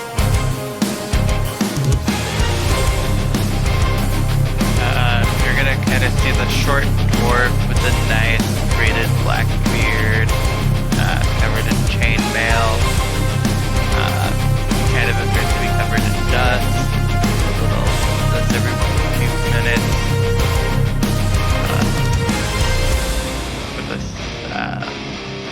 warhammer in hand, and a shield on one arm.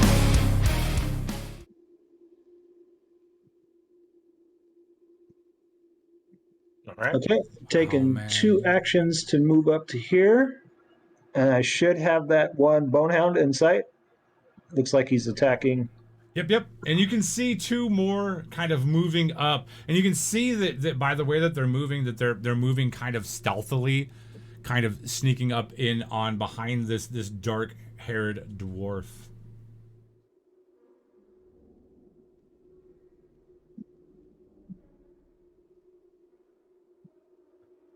Checking my range real quick. Okay.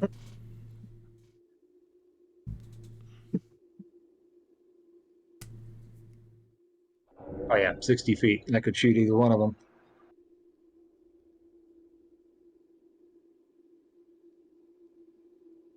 Actually, it's just in range. I'm actually going to fire my hand crossbow at the one in the back right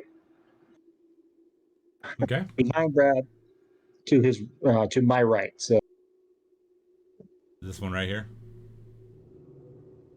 Okay. Go ahead and roll. And that creature is flat-footed against you, Danny, because you rolled stealth for initiative. Yep.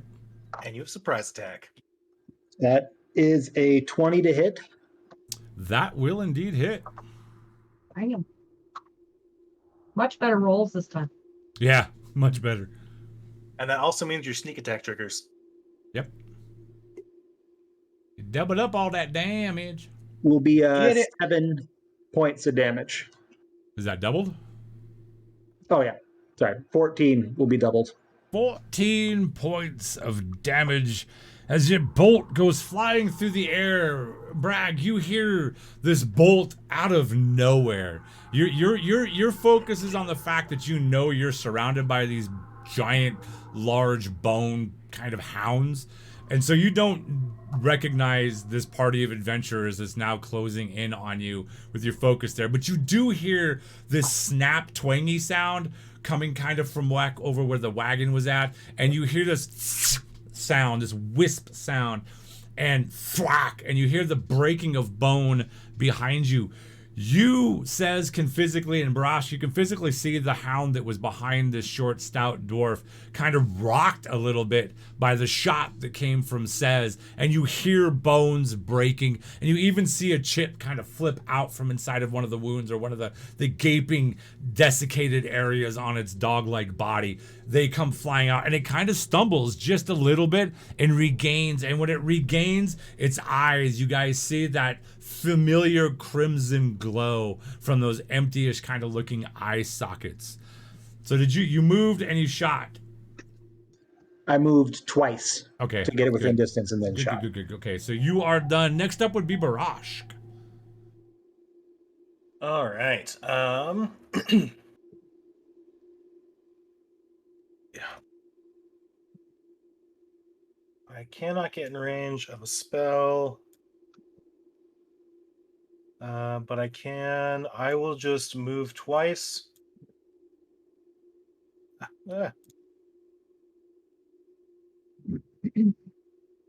And then raise my shield. Alrighty. And for Lino, I gotta roll for somebody else here too. Put him down there.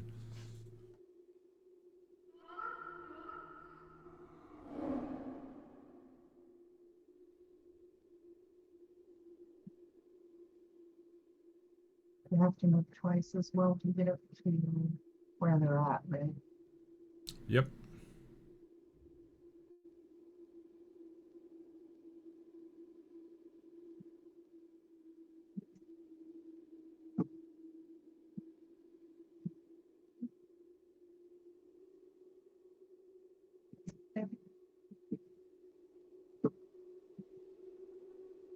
Are you having problems? Oh, no, it did.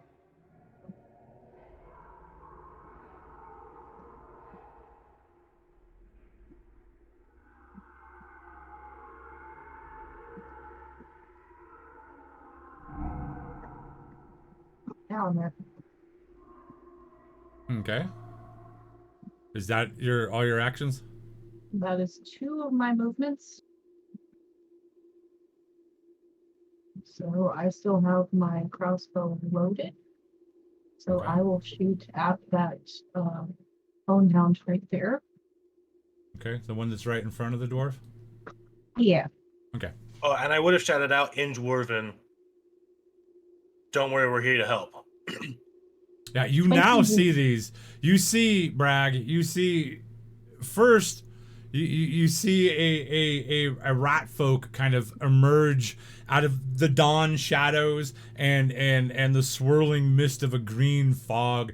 And then you see a rather large lizard creature also come looming out, and then another one. So go ahead, everybody, starting with Saz. Go ahead and describe exactly what Bragg would see. You'd see like a light gray furred, about 4 foot tall rat folk. He's got dark leathers on, a large coat comes up, a cloak that comes up with the hood over his face. You'll see a hand crossbow held out as he fired a bolt at the dog behind you, and in his left hand you'll see a curved dagger that he's keeping down at his side. Barrage. So Barash is like 6'6", 6'9", like he's a tall motherfucker. Very crocodilian. He's got like that like dark green mottled skin along the head.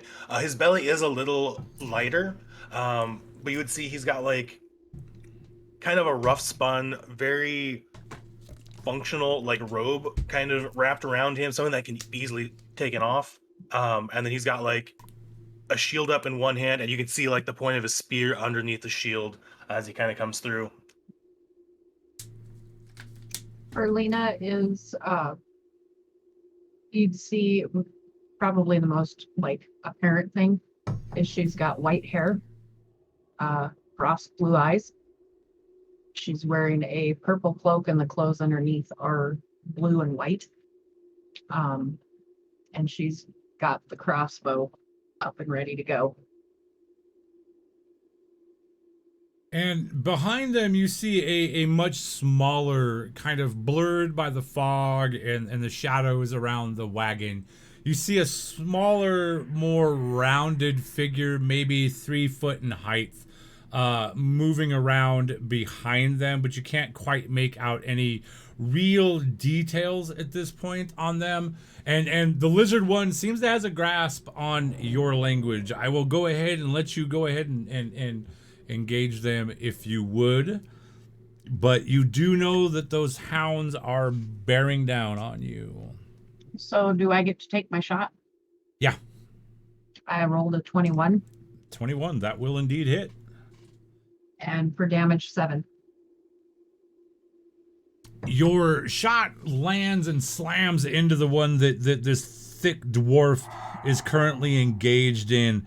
Unlike Sez's precision shot, though, yours digs through some bit of dried skin and maybe tinks off, and it doesn't really seem to cause as much of a shock or impact on the creature as what Sez's did. Bragg, you have this party of unknown scoundrels and adventurers that are closing on you.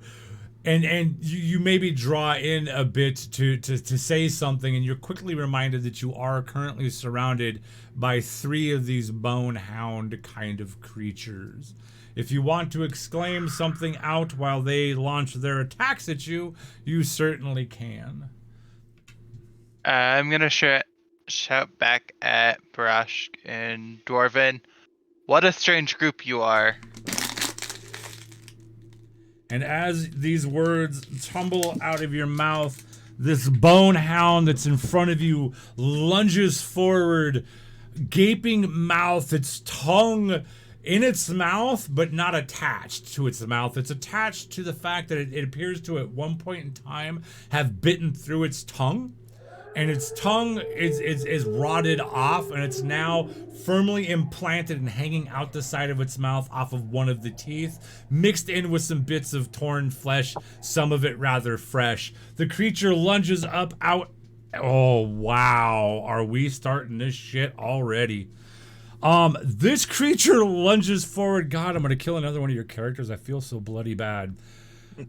Does a 31 hit you? Yeah. Oh yeah, yeah. That is a critical, by the way. Cool.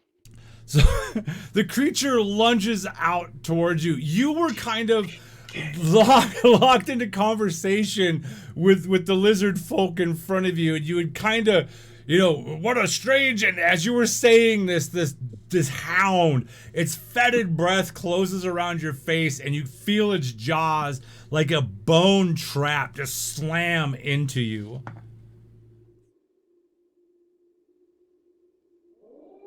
$18 points of damage, piercing damage. Okay. As this undead hound-like creature bites onto you. For his second action. Oh, hold on. We're gonna have to add to that because he does have a pack attack because he's got 2 others right there. Okay, so I bought these really cool silicone rubber dice. Neat, never seen them before. I will tell you, be careful if you buy them because they won't stay in your dice tray. 4 more on top of that because of the pack attack. Okay.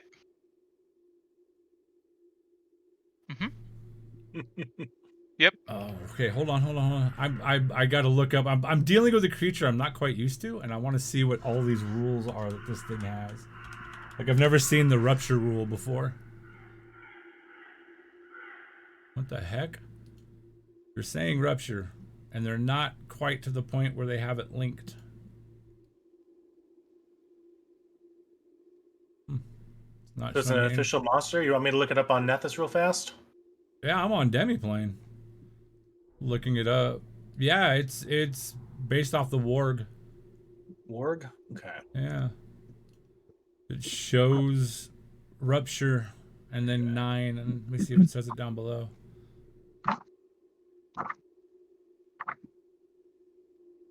This is actually the first campaign we've done, ladies and gentlemen, using Pathfinder 2nd Edition's rules, so bear with us. Basically, Brag's in trouble right now, is what I'm hearing. Yeah, Yeah. Brag's in trouble.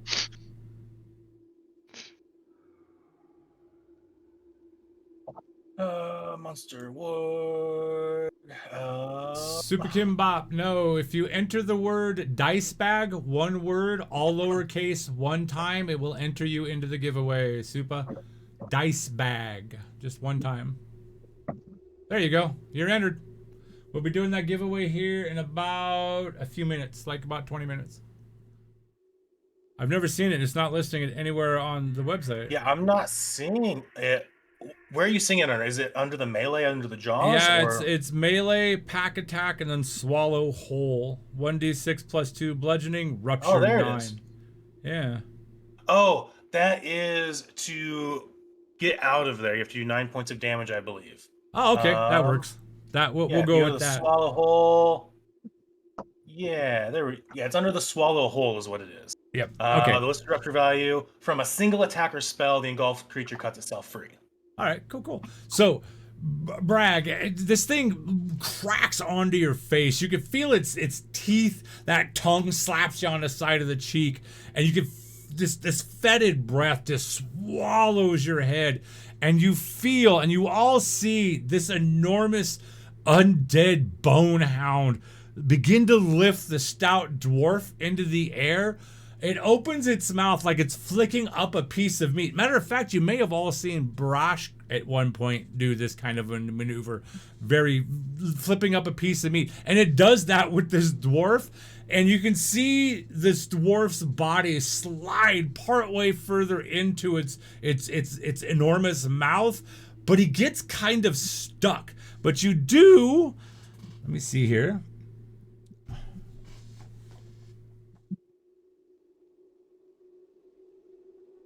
That's another 20. I'm gonna have to bring the dice cam back. This is gonna be fun. So you take 3K. 10 more points of bludgeoning damage as this giant rotting hound tries to swallow you. Its third action, the thing turns and spins around towards those other folks that have now joined the attack, and it spends its nether action closing in on towards Ferlina, Says, and Barrage. The other two behind it, you hear, oh, hey, wait. No, he wouldn't get it because you're in its mouth. So we're going to move you with it since you're there. The other two, this thing gurgles out some kind of, and these two kind of respond, and they begin to close as well. 2 actions as they close in. One closes on Ferlina, one closes on Barashk. Barashk, one attack towards you. And it does indeed hit you, but it is not a critical because my dice don't really care to kill you apparently right now, which is I'm odd. good with that. You take 8 points of piercing damage from its teeth as it bites into you. You manage to kind of pull your arm away from it. A little bit of trickle of your lizard-like blood comes down. And Ferlina, the other one, goes after you and does barely hit you as well. What did it hit, Charles? Because I did have my shield raised. Yeah, it hit. Okay. That's why it wasn't a critical. Okay, good. 10 points of damage, Ferlina, piercing damage as well from this thing.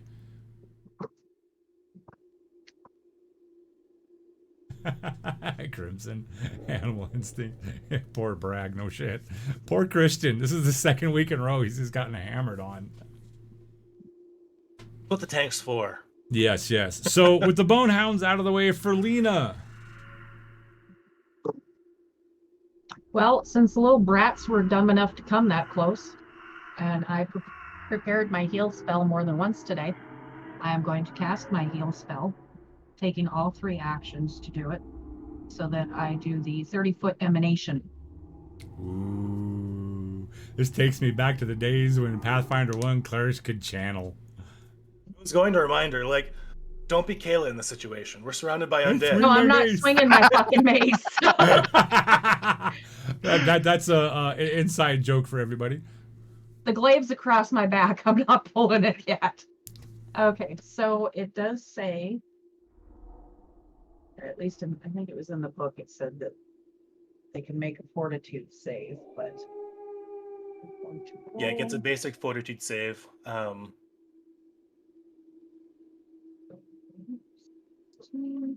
But it does target everybody, living and undead. So that means Bragg is going to get back these hit points as well. Yep. So that's a 25. So I'm pretty sure that hits. Oh, you don't have to roll. You don't have to Gee. roll to hit. Okay. It gets a fortitude save. So what's your DC?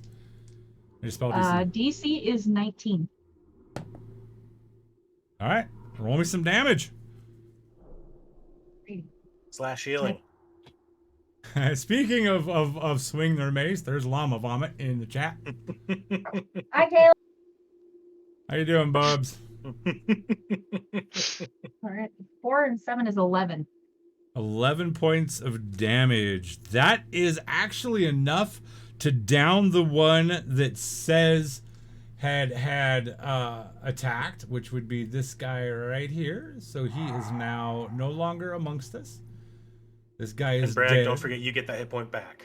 You get 11 hit points back, Bragg. If anybody has any damage, they take that as well. The other two kind of stumble a bit as this emanation kind of emanates out from where Ferlina's at, and everybody can feel it. Those of you who are allies, you can feel this warming sensation kind of wash over you guys and kind of almost bolster you in a way.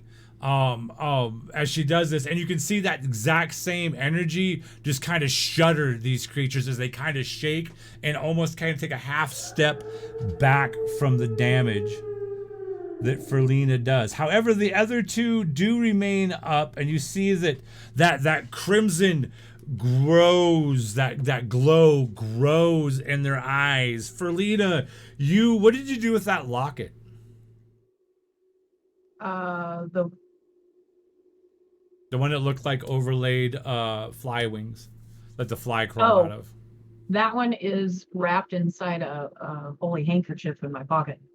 It's in your pocket. So you feel that thing vibrate just a bit as you do that. That was all 3 of your actions. Bragg, you find yourself feet up in the air, head down in the gullet, and maybe one of the most disturbing things about this is you can look down and you can see out its throat through where its chest and lungs and stuff would be, and you can see the ground.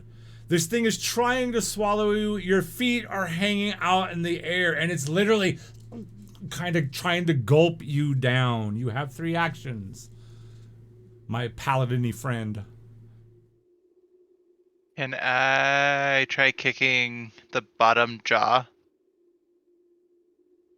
Yeah, do you have any weapons? I have my warhammer. Ooh. I could blind swing my warhammer? You can also just kind of try to thrust your warhammer down further into it, breaking ribs and stuff. Maybe try to break its spine. Ooh. Yeah, I'll do that. Okay. So everybody out there knows Christian's relatively new to tabletop RPGs, so we will give him hints and stuff to kind of help him. So, because he just the last session lost a character and he's on the verge of losing another one.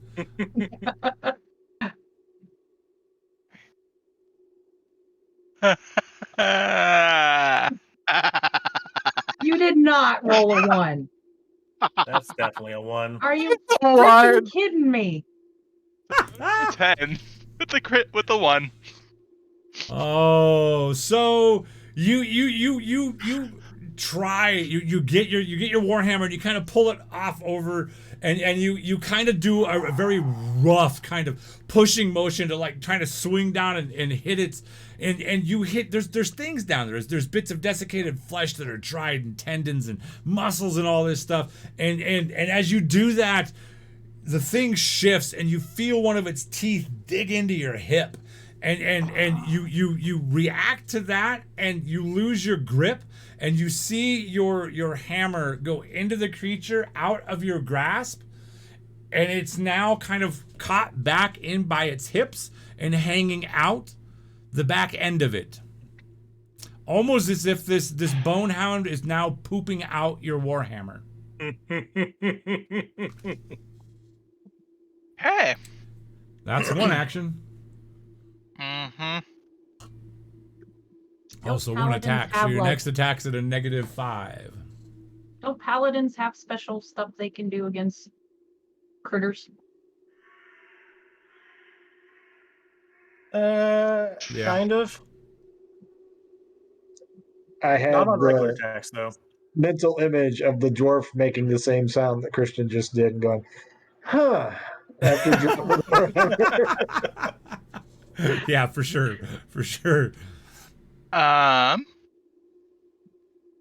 Well. And I pull out my short sword. And I'm going to try the same thing for my 3rd action.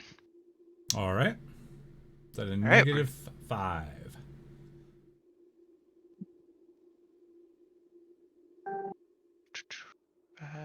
That would be a 9.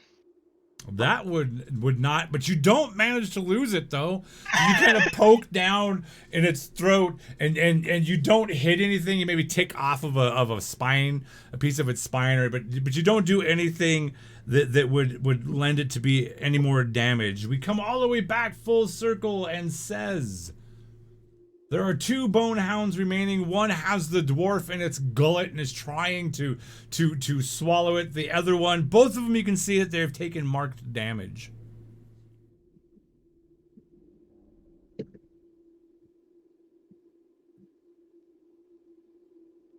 looks like I'm going to have to take 2 actions to close with it. And then I'm actually going to lash out at I think this is the hound that's got Bragg. So. Yep. No, the one that's got Bragg is the other one. The one that Bragg's next to. This is the one I can reach. So. Yeah.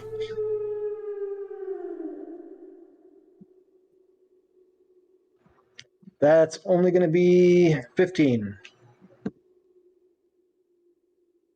That is not in. Well, actually, yeah, no, that's not enough.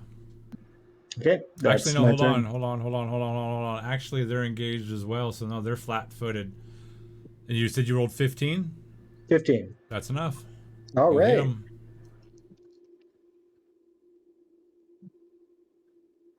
5 points of piercing damage.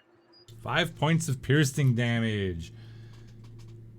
It wobbles. You can see it actually react when you lash out towards it. You sever a tendon, and you can see its front leg kind of buckle a little bit, and now it's kind of and again that crimson glow comes out of its eyes, intensifies, and it stares right at you as it kind of limps forward. Barashk. All right. So I kind of reach out towards that like cliffside next to me, and kind of with my claws, I don't like gouge into it, but I kind of do that motion, pull it across, and I shoot rocks from the side of the cliff at both of them. They need to make reflex saves as I cast Scatter Scree. What's the target on that? My DC is, where did you go? I need to scroll up. That's not the right DC. Where's my saving? Where did you go? I was just looking at it.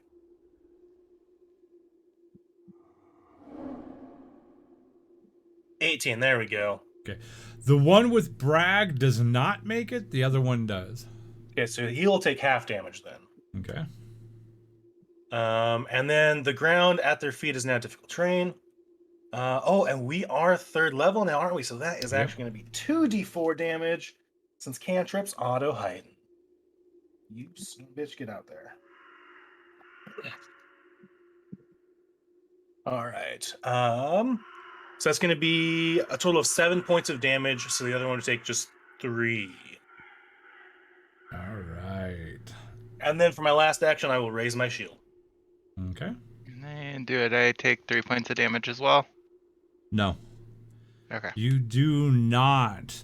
The one that has Bragg still remains standing. You can see that it is the larger of the 3, but the other one that right as it was kind of beginning to do its launch against says, you can see that one bad leg buckle out as the rocks slam into it.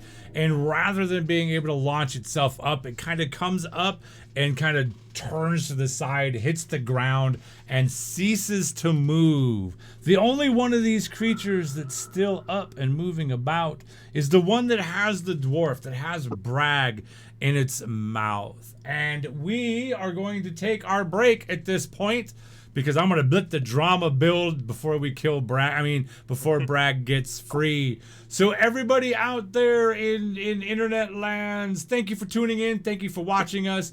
This is episode 4 of 4 for the Road. Hope you're enjoying it. We enjoy having you here. We are going to do this giveaway. If you're out there watching, and if you're a follower of the channel, you live in the United States, and you're over 18, you can drop the word dice bag, all lowercase, one time into our chat, and that'll enter you in the chance to win the dice bag tonight. I am going to give you about 60 seconds to do that if you have not already done it, and then we're going to do a draw. We're going to take about a 10-minute break, and then we will be back to finish out the night with a solid hour to an hour and a half more gameplay. I always plan these things, and I always wind up with way more material than I need for the session. And I kind of like it. Well, we do have as much spent work. 4 sessions in a tavern before. Yeah. So No, it was like 7 Like sessions. 7. It was let's more be like honest. 7 It was sessions, 7. and like 7 sessions, and over those 7 sessions there were like 6 dice rolls. That was it. It was all role playing. Insanity. All right, I'm gonna go ahead and roll it. Good luck, everybody. The winner of tonight's dice bag and the so cool jade, please, imitation blue jade dice. The winner tonight is Crimson Nexus. There you go, my friend. You won both of these beautiful items here. If you will go ahead, send me a message on our Discord. Go ahead, send me a message on our Discord. Give me your shipping address and all of that. I will get those shipped out. Crimson Nexus won, Supa. We have another giveaway coming up. It will happen towards the end, so in about another hour, hour and a half, we will be giving away this digest size Pathfinder 2nd Edition Advanced Player's Guide, brand spanking new. So this one, I'll give you the keyword afterwards, after our break. People will stand a chance to win that. Crimson, you will not be eligible to win that book since you already won tonight. We will be back in about 10 minutes. If you find folks want to hang out and continue listening to us play make-believe, because that's what adults do, I will see if I can get my stuff to work again. Where is it at here? Okay, I know that there's another one running. Don't be a jerk to me, please. Where's Snaz at? There it is. There we go. All right, cool. We'll be back in about 10 minutes. Thank you for watching.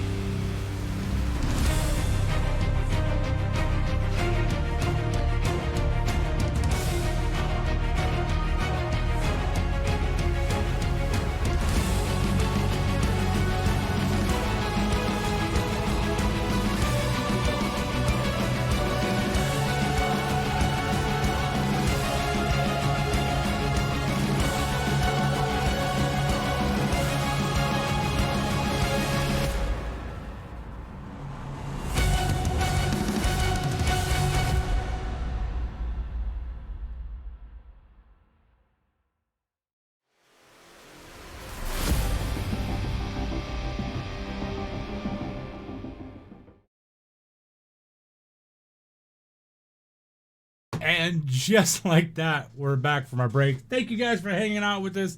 Again, I got to do a couple of quick things. Tonight's giveaways are being brought to you all by one of our sponsors, our local game shop here in town called Retrofix Games. Take a look down on the doobly-doo. You'll see a link to their website. They are some amazing people. Go swing by there. They do shipping, and they carry whatever your little heart could desire. If they don't have it listed on the website, go ahead and give them a call or an email. Ask for Mandy. Tell Mandy that Twisted Die Roller sent you and all that good stuff. Also, again, the whole cancer thing, look down there, read about it, go get checked out. Make sure early screening goes a long way. And again, every epic game needs an epic soundtrack, hence us rolling out with Sirenscape. Again, that link's down below. Today we're going to be doing a second giveaway. This giveaway is going to be given away in about 45 minutes. It is for the second edition digest-sized Pathfinder second edition APG, the Advanced Player's Guide. This is going to go to one of you lucky people. All you need to do to be eligible to win that book tonight here in about 45 minutes is type into chat. Let me make sure I get the right word so that I know. Okay, there we go. There we go. Type this word one time. You have to be a follower of the channel and live in the continental United States. Other than that, it's freebie stuff. There you go. Type that word just one time into our chat, and that will enter you in a chance to win that cool digest-sized advanced player guide. If you're going to play Pathfinder, hey, that's a great book to have. Also, if you're out there and you're interested in it, that is the link to our Discord. Come over there. We got over 20 people. It's starting to get a little bit more active and all that sort of stuff. And then there's our Twitter. If you wish to go ahead and follow us on Twitter, that's the easiest way to find out when we've got giveaways and stuff going on and all that other stuff. Yay, there we go. So we left off with one bonehound left standing. Let me go ahead and let these guys talk again so that people can eventually hear them and the music that's going on. I saw that, Crimson. Thank you. I will get that shipped out. We ship out all of our giveaways on the following Friday, so it'll be 1 week from today, and we will ship this out to everybody that wins next Friday. We left off one giant bonehound. This one, you can tell by looking at it, is much broader, much taller and bigger. This is like the pack leader if there was a pack leader. But something else grabs your attention away from the fact that this undead giant zombie dog is standing in front of you trying to swallow this broad armored dwarf. The dwarf's warhammer is sticking out the back end of this hound as if, take it easy, Crimson. Thank you for joining us tonight. And we'll catch you down the road. As if it was kind of trying to poop out the dwarf's weapon, strangely enough. But something rattles the ground. You hear this, and the ground itself, you can see pebbles and rocks on the ground around your feet kind of shimmy and shake and move and vibrate as another heavy, what you can only think to be a footfall, slams heavily down on the ground and again sends out this shockwave. The hound's eyes grow a little bit brighter. We left off with, who was that, Ferlina? Was that right? Who did we leave off with? All right, so yeah, Ferlina. Okay, so we're on to, did you already do your actions? No. Okay, then you're up. I'm gonna do disrupt undead on that dog. Okay.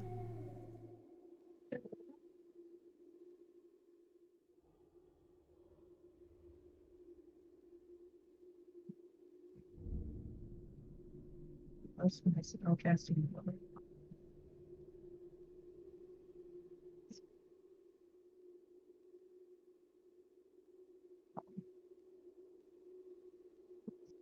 12 points of damage. Does it get a save at all? Basic fortitude save. If he's critical fails the save, it is also enfeebled 1 per round, 1 round. And you did how much damage to it?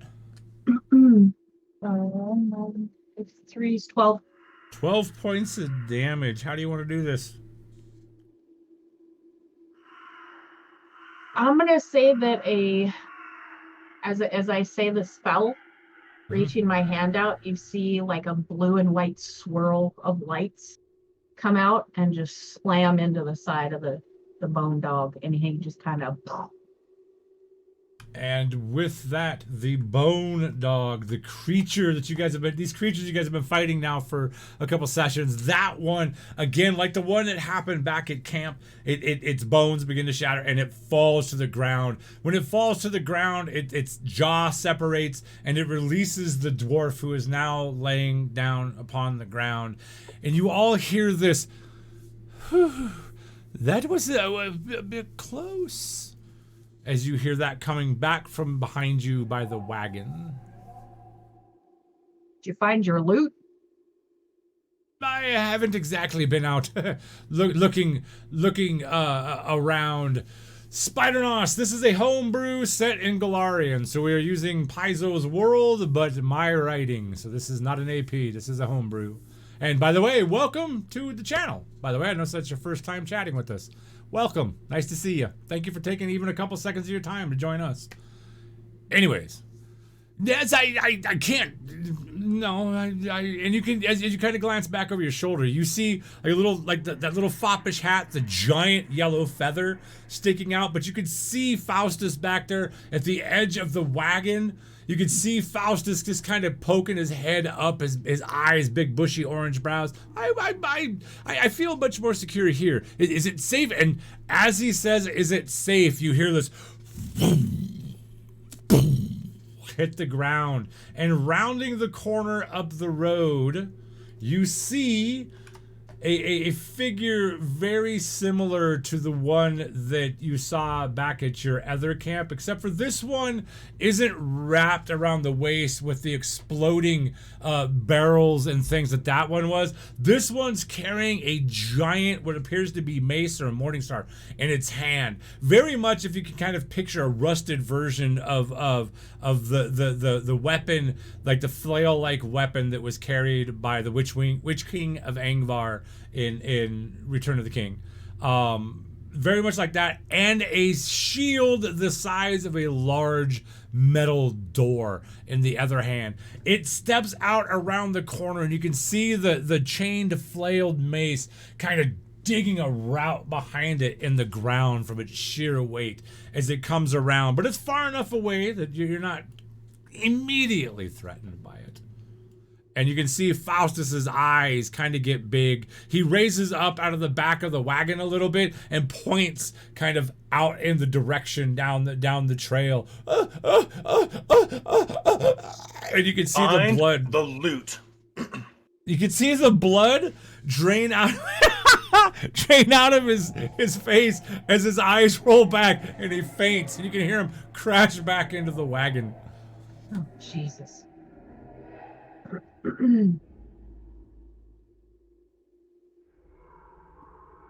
Well, looks like we're in for some more fun here, guys. Everybody doing okay? Are we in initiative at this instant, or can I help Bragg up? No. He's still quite a ways back. Okay. Only reason you can see him on the map is that way I can get to him if I have to. Okay. So he's down the road. He's down the road, yeah. He's down the trail.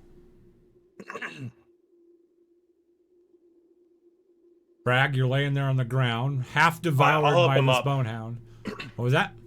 I'll help him up. I'll grab down and grab him by the arm and haul him up. Yep. Thank you. That wasn't going according to plan. I hope not. And then I will turn around and jump in the back of the wagon. And I'm going to slap Faustus. Not super hard like the first time, but kind of a tap. Yeah. So you see Barash. No more than tap.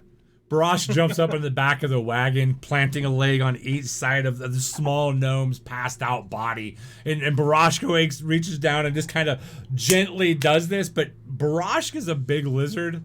And Faustus is a bit of a foppish, softer kind of fellow. And you can see the fat on Faustus's chubby little face and his bulbous nose kind of wiggle. And his eyes kind of open, and immediately with Barash standing there, his eyes snap open. By my kittens, mug, don't eat me. Find the loot. We're leaving. Okay. And he kind of pulls himself up, kind of groggily, kind of wobbly, and begins to dig around. And you can see all around this wagon, there's other wagons around. And he begins to rifle through them as, again, you hear that crunching kind of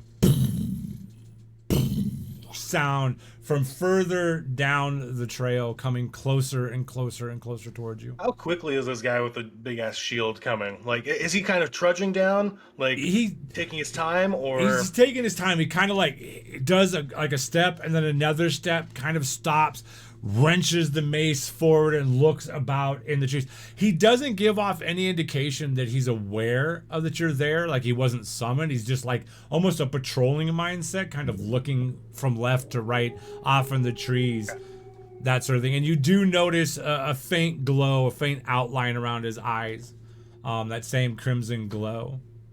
with how fast he's moving, how long do I think it's gonna take for him to get? If he stays at this To pace, us. several minutes. Okay. Yeah, like I said, you're not pressed at all. You I'm got gonna- 2 minutes. Yeah, I'm gonna start helping look for this loot that he wants. Okay. I'm gonna grab a warhammer. Okay. Says, are you doing anything? Can I see any kind of cover nearby where I can duck to where he might pass by me without seeing me? Oh yeah, If he gets down this way? there's tons of trees and stuff like that and all of that.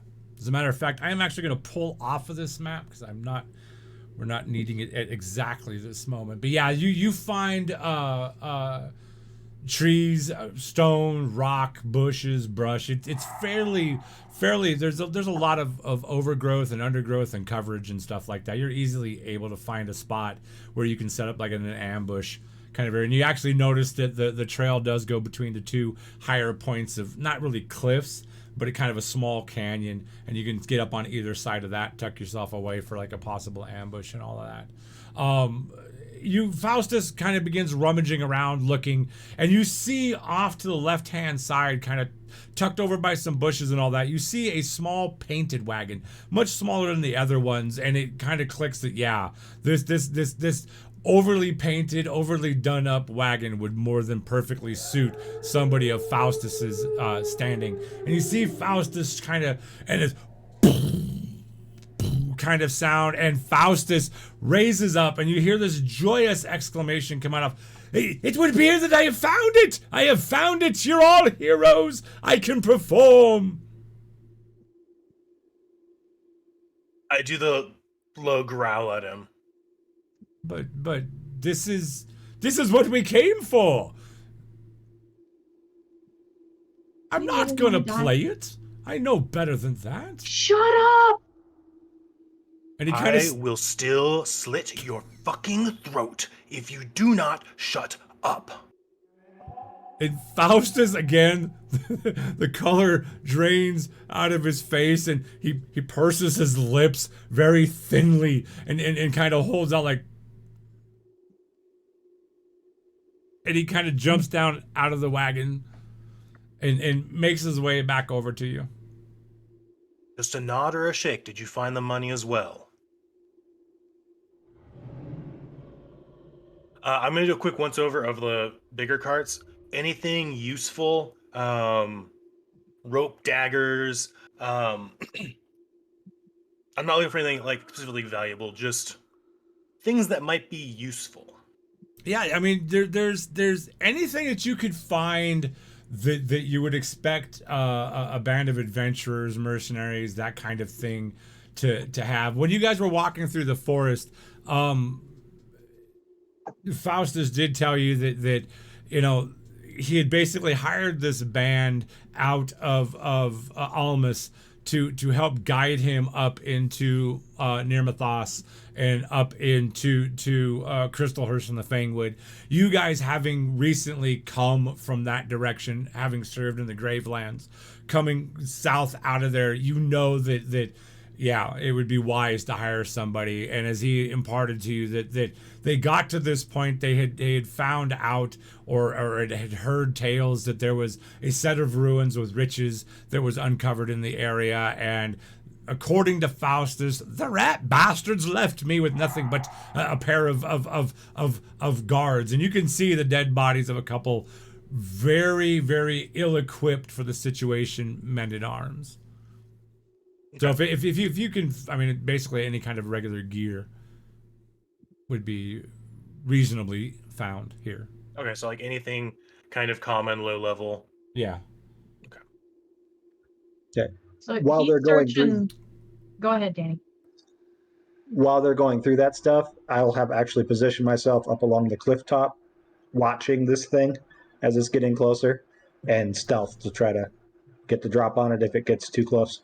Okay. It's still, I would say 150 feet away, like probably about 50, 60 yards still away down the trail. And like I said before, its movements are very, very haggard and lumbered. The shield is massive. The Morning Star, the flail that this thing is carrying is equally as massive. And it's moving almost with intent, like it keeps looking off to the sides as if it's patrolling, and it continues to come your direction slowly, one heavy leg at a time. And from where you're at, says you can actually see that it has stuff carved into its chest. It all looks old, and it reminds you of the one that went boom back in your guys' initial camp, but it is moving slowly. It doesn't look like it's pressed. Doesn't even look like it's concerned that the hounds were taken out. It seems more like it's observing as it moves. While they're doing their thing, I want to. Spider-Nos, thank you for that follow. Thank you so very much for that follow. Here's something else you can do. You can go over to that link right there. That'll lead you to our Discord. And that's where everybody's hanging out usually. That's where I make announcements as far as like we do. We have a campaign coming up, a second campaign involving you guys, the viewers, and all that sort of stuff. Anyways.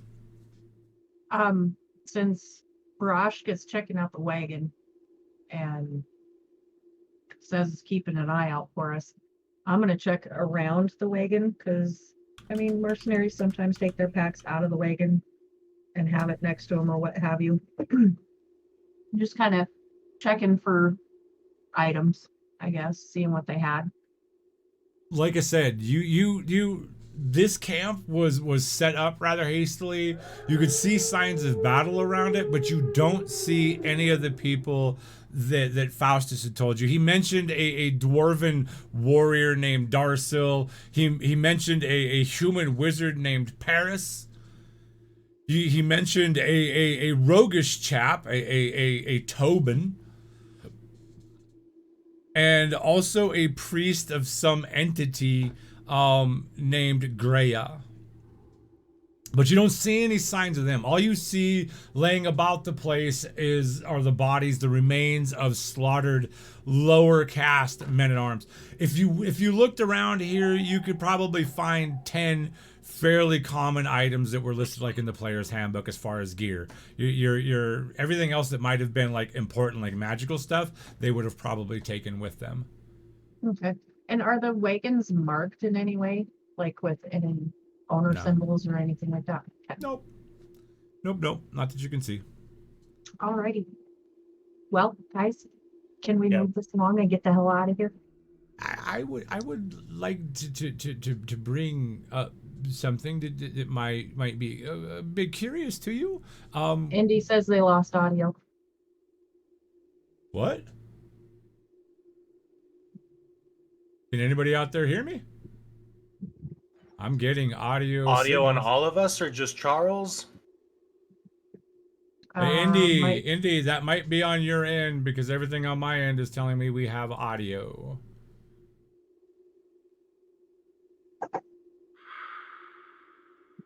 Yeah, that's on your end, Indy. Sorry. Yeah, so, okay. So, anyways. Yeah, as Faustus was saying, he wanted to bring something to our attention.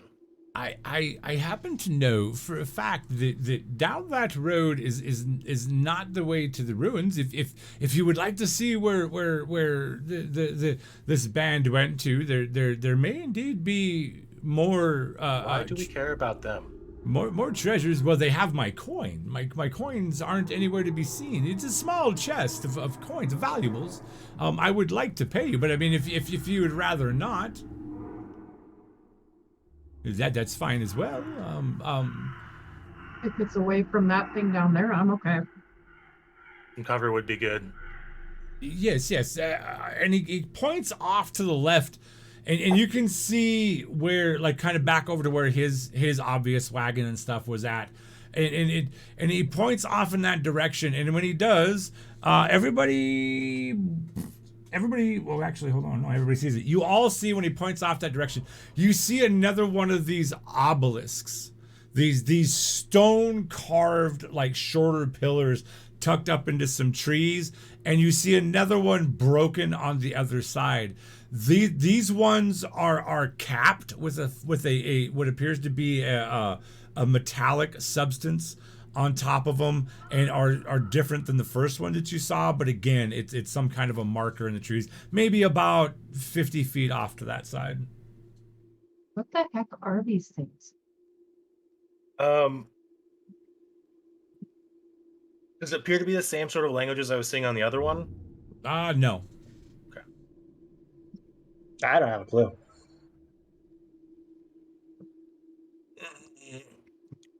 If you want to close it with them and go get a closer look at them, you're more than welcome to do that.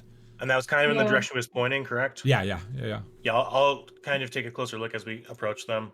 Okay, as you guys kind of go off to the left and you kind of begin, you notice that where these markers are at, you can see in the ground at first what looks to be a trail, and you can see like bits of droplets of blood and all that. Says, are you going to try to track it all or anything like that? See if you can find a trail of his compatriots? Yeah, I'll see if I can find some kind of trail. Okay, go ahead and roll me a survival. I wonder if these things were like road markers back a long time ago. That's going to be a what no. deal? It's an 8. No, you don't see anything. You don't see anything in between. But as you guys close on these things, you can see that these are written in a form of older language. You can decipher it. It's kind of a variant of Common, a language that probably was used in the area of the Shining Kingdoms of Andoran way back in time. And what you can see on them looks like it says something about dawn and order. Maybe the Dawn Order or the Order of the Dawn or something along those lines. And you hear the patter of smaller footfalls come behind you, and you can feel Faustus's little body kind of wedge in between you. This is a bit of an interesting development. I didn't quite notice these last night when I was making a hasty retreat around out of here, but those are quite interesting. I told you that there would possibly be ruins, and as that big thundering sound happens and into the ground, his words are kind of cut short, and the blood drains a little bit, and he casts a look. I would like to vote that we continue forward. Mm-hmm. I'm there with you. Was there more of that like same warning type symbol iconography on this one as the other one? No, but there is some symbols that are on it that are a little unfamiliar. If you all want to roll religion, if you're trained, let's just say that much. If you're trained, you can roll a religion. I hope that the cleric is. I hope that the paladin maybe is. Or the champion. That would be a 20. 19. The 20 is just enough to the rough hewn on it. It looks like the symbol of Sarenrae, but there's a difference to it. There's an actual sun kind of rising behind it. It's a modified version of Sarenrae. It reminds you of Sarenrae. The symbolism is definitely that of like something to do with dawn or morning or beginning, that kind of thing. This might be something that have to show to somebody else or do some research at a temple or a library or something. Obviously, when we get to someplace else. While they're looking at this, I'll be scouting a little farther ahead down the road, just kind of watching for anything.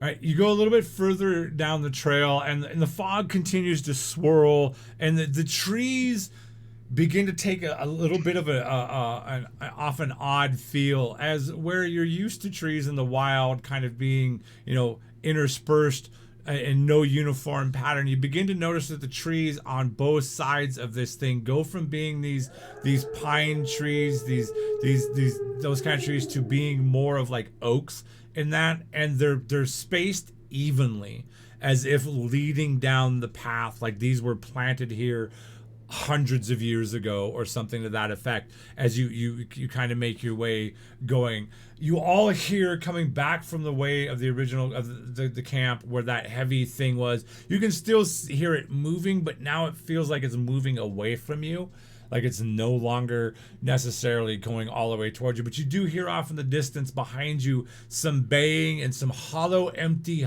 howling from some more of those bone hounds as you continue walking forward. As you continue to walk forward, you come upon a grisly sight. Maybe 10 feet in front of you, you see a horse that has been ripped, its guts left open. You can see where teeth have gnashed into it and ripped out.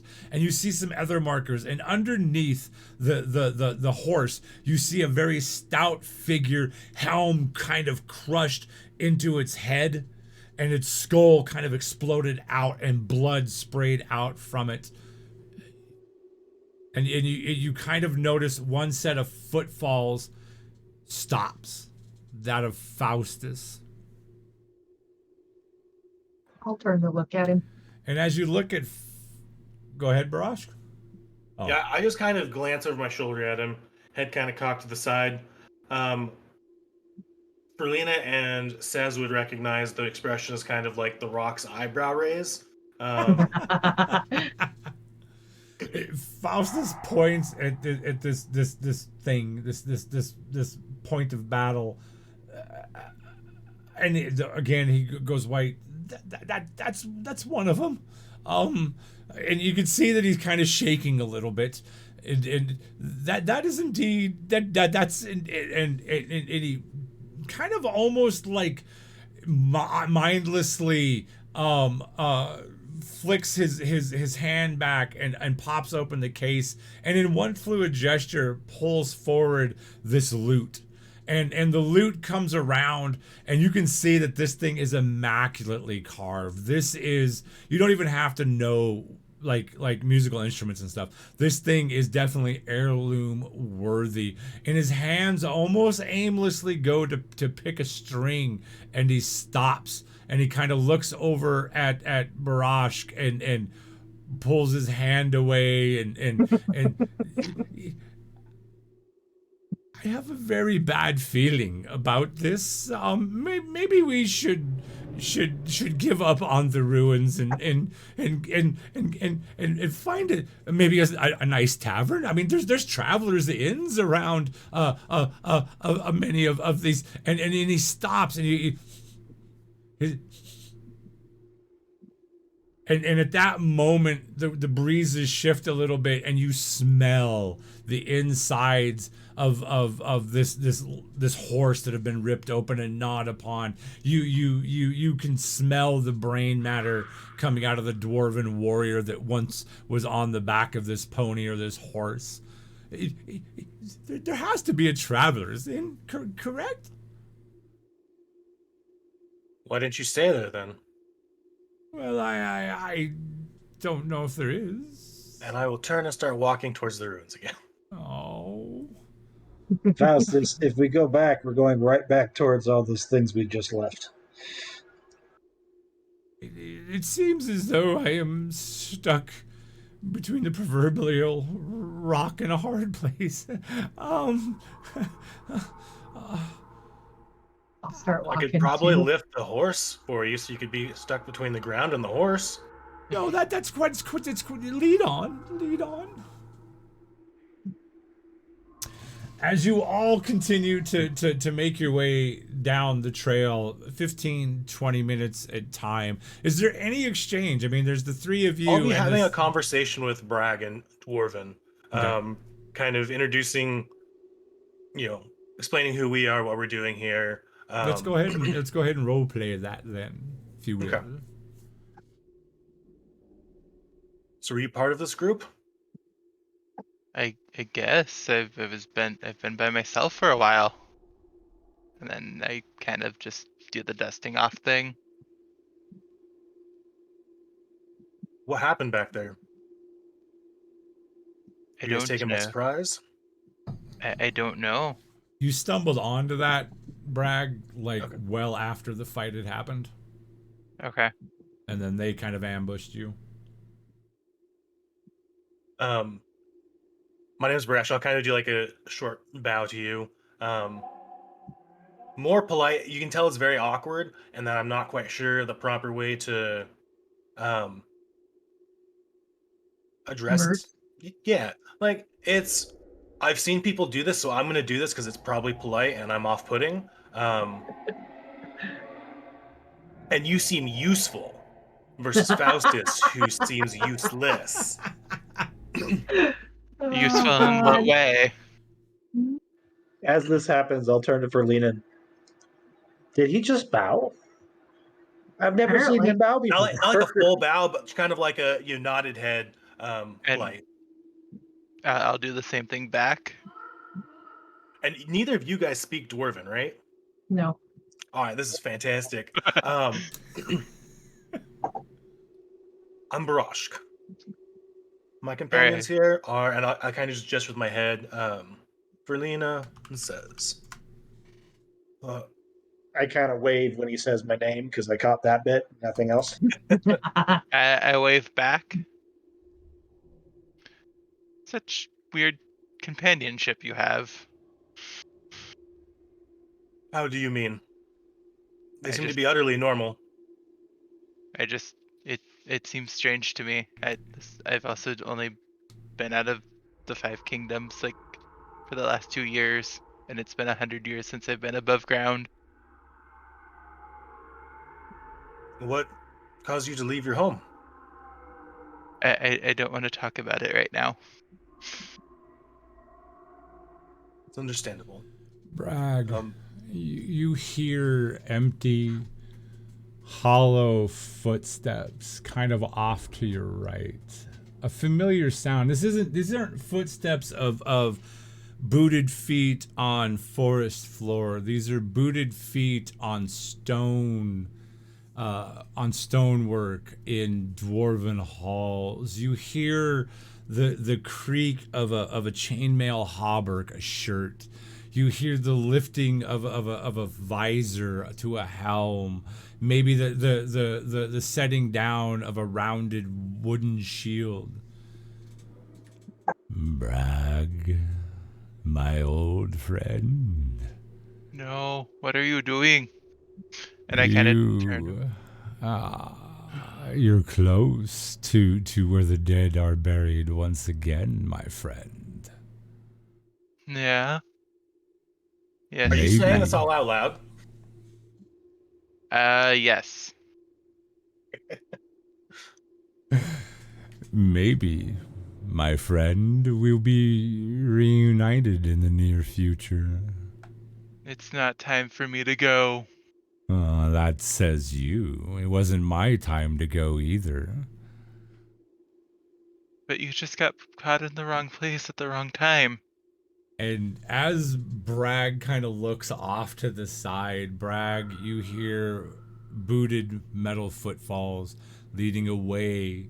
And you hear like the swing of a lantern, rusty, tarnished, hanging on a wood pole. Very common down in the tombs, used to kind of extend light out and look over the tombs and the sarcophagi as you would do your patrols, and you hear it kind of spark to life.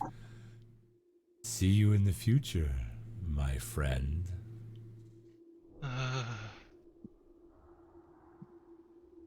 And I'm with going to turn to Ferlina and do that same sort, like they recognize at this point, but if somebody's not familiar with lizard folk, they wouldn't. The like rock quizzical, like, what the fuck is going on here?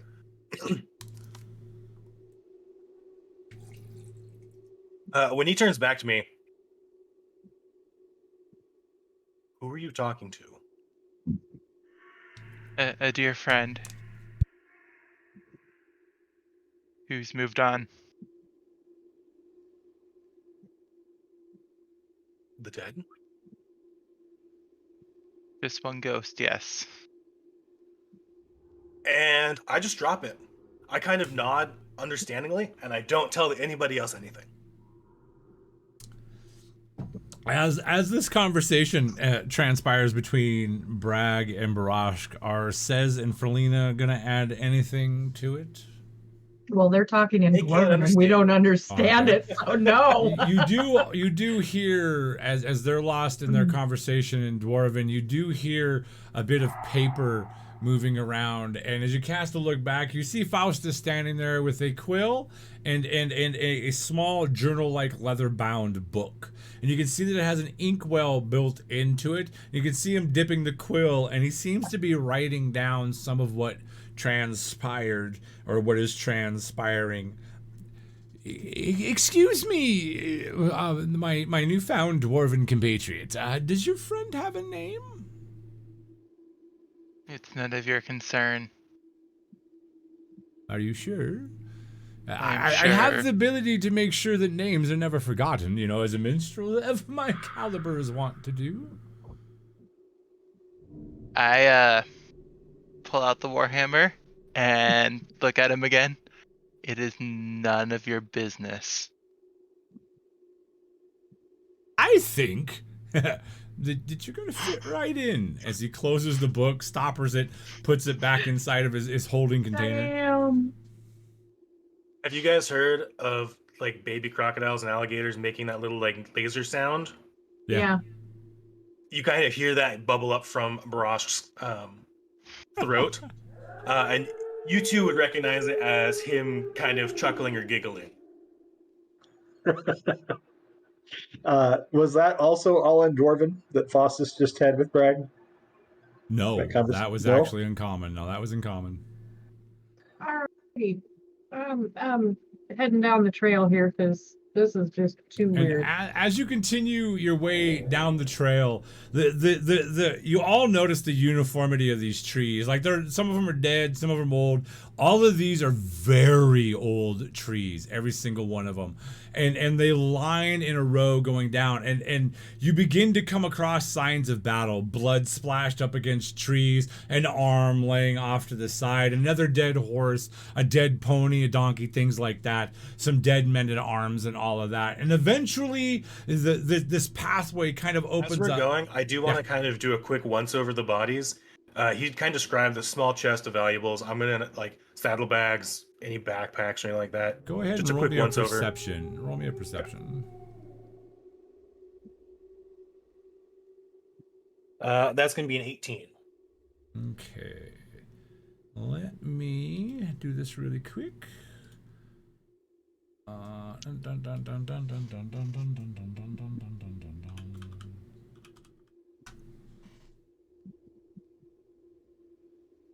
You do notice, what'd you roll? 18? 18.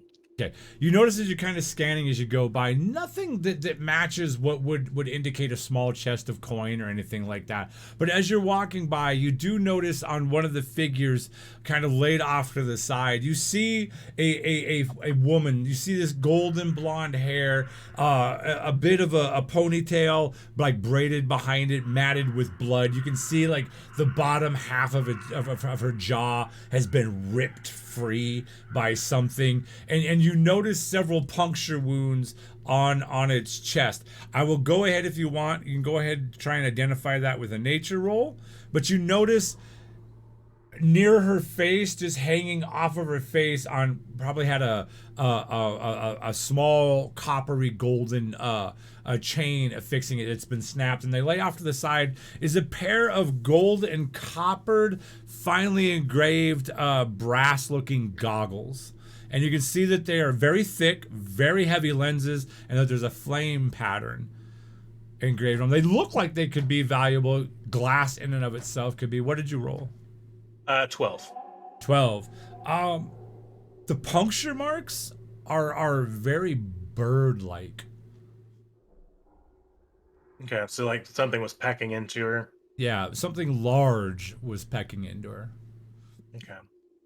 Oh, that rate. I will go ahead and pick that stuff up that looked valuable and kind of stuff in my backpack. All right. So you said it was goggles and like a small locket on a chain? No, it was a small chain that probably was used to keep so the goggles wouldn't fall off of her. And Okay. been snapped and the goggles lay off to the side. And you can see that she has some other stuff on her, but nothing of any real value or anything like that. But these do definitely look to be fairly interesting. So definitely mark down that you got the goggles if you would, so we don't forget that. Yep. And I will do likewise right here. God damn it. I hate So the fact bronze that- goggles with a flame. Yeah. Out of character, no fair killing, Chandra. No, I'm not gonna kill Chandra. Not gonna kill Chandra. Anyways, up ahead, as Barash, because you kind of lean down to pick this up, you all hear up ahead in this thick swirling fog. You notice that the trees kind of give way to kind of a clearing, and you can see bits of chopped down tree and wooden pillars and stone pillars laid over and broken stonework and all of that. And you see some more horses and some more bodies laid out and like there's been another battle. But from somewhere in all of this stonework, and you can see these domed stone like buildings that are laid out in front of you. From somewhere in all that stonework, you hear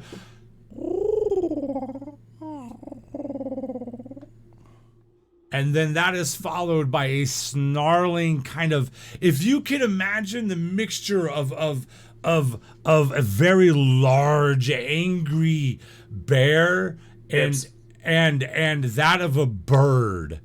You can hear this snarl, and that cooing goes from to one of terror as it screeches out in absolute fear. You hear some things knock around. It echoes out a little bit in the distance up ahead. As you can see, there are a few torches that have been, or lanterns on the ground that are barely faintly flickering in front of you. If you all wish to roll a nature check to identify that cooing sound, you can. Heck yeah. Yeah. That is a 22. Suck my dick. That's a 29 with a nat 20, bitch. I only got 19. 14. All right. Everybody, you all recognize that both of these creatures are some kind of a bird kind of creature, but there's something underneath of it. However, Barashk, wherever you gained this knowledge, you seem to know a lot about whatever these things are, and it clicks immediately. Like a book opens inside of your mind, and the pages fold out in front of you, the picture of an owlbear mother and a baby owlbear. But the bigger owlbear, what would be the mother in this situation, when you hear it, something is definitely wrong. Something's hollow, something's gurgly, something is very, very angry. You can hear the smashing around. You hear that cooing go to a screeching sound of terror, much smaller, matched with a much louder bird and bear combination. You know that whatever is up there, it is indeed an owl bear. And that is where we're going to leave off tonight. I hate you so much. We are going to leave He's off like, tonight. you couldn't see that coming? That is the 3 hour mark. We're going to leave off. It's tempting to go another half hour. Trust me, ladies and gentlemen, tune in next week because it's going to be good. If you can see the look on Connor's face, this goes back a very, very long, this goes back 10 years. This literally goes back. I have been teasing this guy and these guys with owlbear possibilities for 10 years. This is like the 4th campaign we've done where there's been an owlbear possible. So tune in next week. I know we've got some giveaways. Let me get through a couple things. First off, to every single person that's out there, thank you guys for tuning in. There's a lot of other content out there that you guys could be watching, and for whatever reason you guys chose to be here, whether you know us, you're friends with us, or you're new friends with us, we are humbled. I'm humbled, and I appreciate it. The whole reason for this channel to be here is to raise awareness of cancer, the importance of early detection, and the mental health aspects that go through this. Take a look down in the panels below when you get a chance. You'll hear my daughter's story, who just got done with her cancer, the first part of her cancer fight. She's in remission, but the fight has just begun. You're going to learn a lot about this channel. That's why we're here. And without you guys, we can't get our word out at all. So a couple things really quick. I want to give a shout out once again to Dyson Logos for the allowing me to use his amazing cartography to do these overlays. Take a look down below. We have a giveaway that's coming up. I want to say a quick thank you also to my wonderful players here, Connor, Danny, Christian, and Jeannie, for allowing me to run these games for them and for hanging out and making this a whole lot of fun. I also want to ask people if you'll please stick around, because before we close this thing off tonight, I want to do a raid. I want to go out there and I want to raid somebody. So we're going to set up a raid here really quick. And maybe, there we go. I'm going to raid a channel. Let me go see who's out there, who's doing some stuff. Let me go see who's kicking around out here in the world of Twitch. And I'll do that. Anyways, also, hey, Spider-Nos, if you happen to be in the continental United States, you're already a follower. If you type the word in, what word did I give? Player. Player. All lowercase, you have a chance of winning a digest-sized, brand spanking new Pathfinder 2nd Edition Advanced Player's Guide. These giveaways tonight are being supplied by one of our sponsors, Retrofix Games. You can find out about those amazing people down below. Let me go see who's out there in the Pathfinder category that we can go throw some love at tonight and see if we can make a change in those guys. Let me see who's up and running. Let's go. Hey, let's go say hi to Dirk Dork, whatever the heck that name is, but that looks like it'll be a good one for us. So I'm going to set that up. So hang out for just a few seconds. I'm going to go ahead and do the giveaway right now. So ladies and gentlemen, all right, everybody's ready to go. We are going to do this giveaway right here, right now. Good luck, everybody. Super. There you go. Super. Send me your shipping information over on our Discord, my good friend, and we will get this book sent out to you next Friday when we do all of our other giveaways.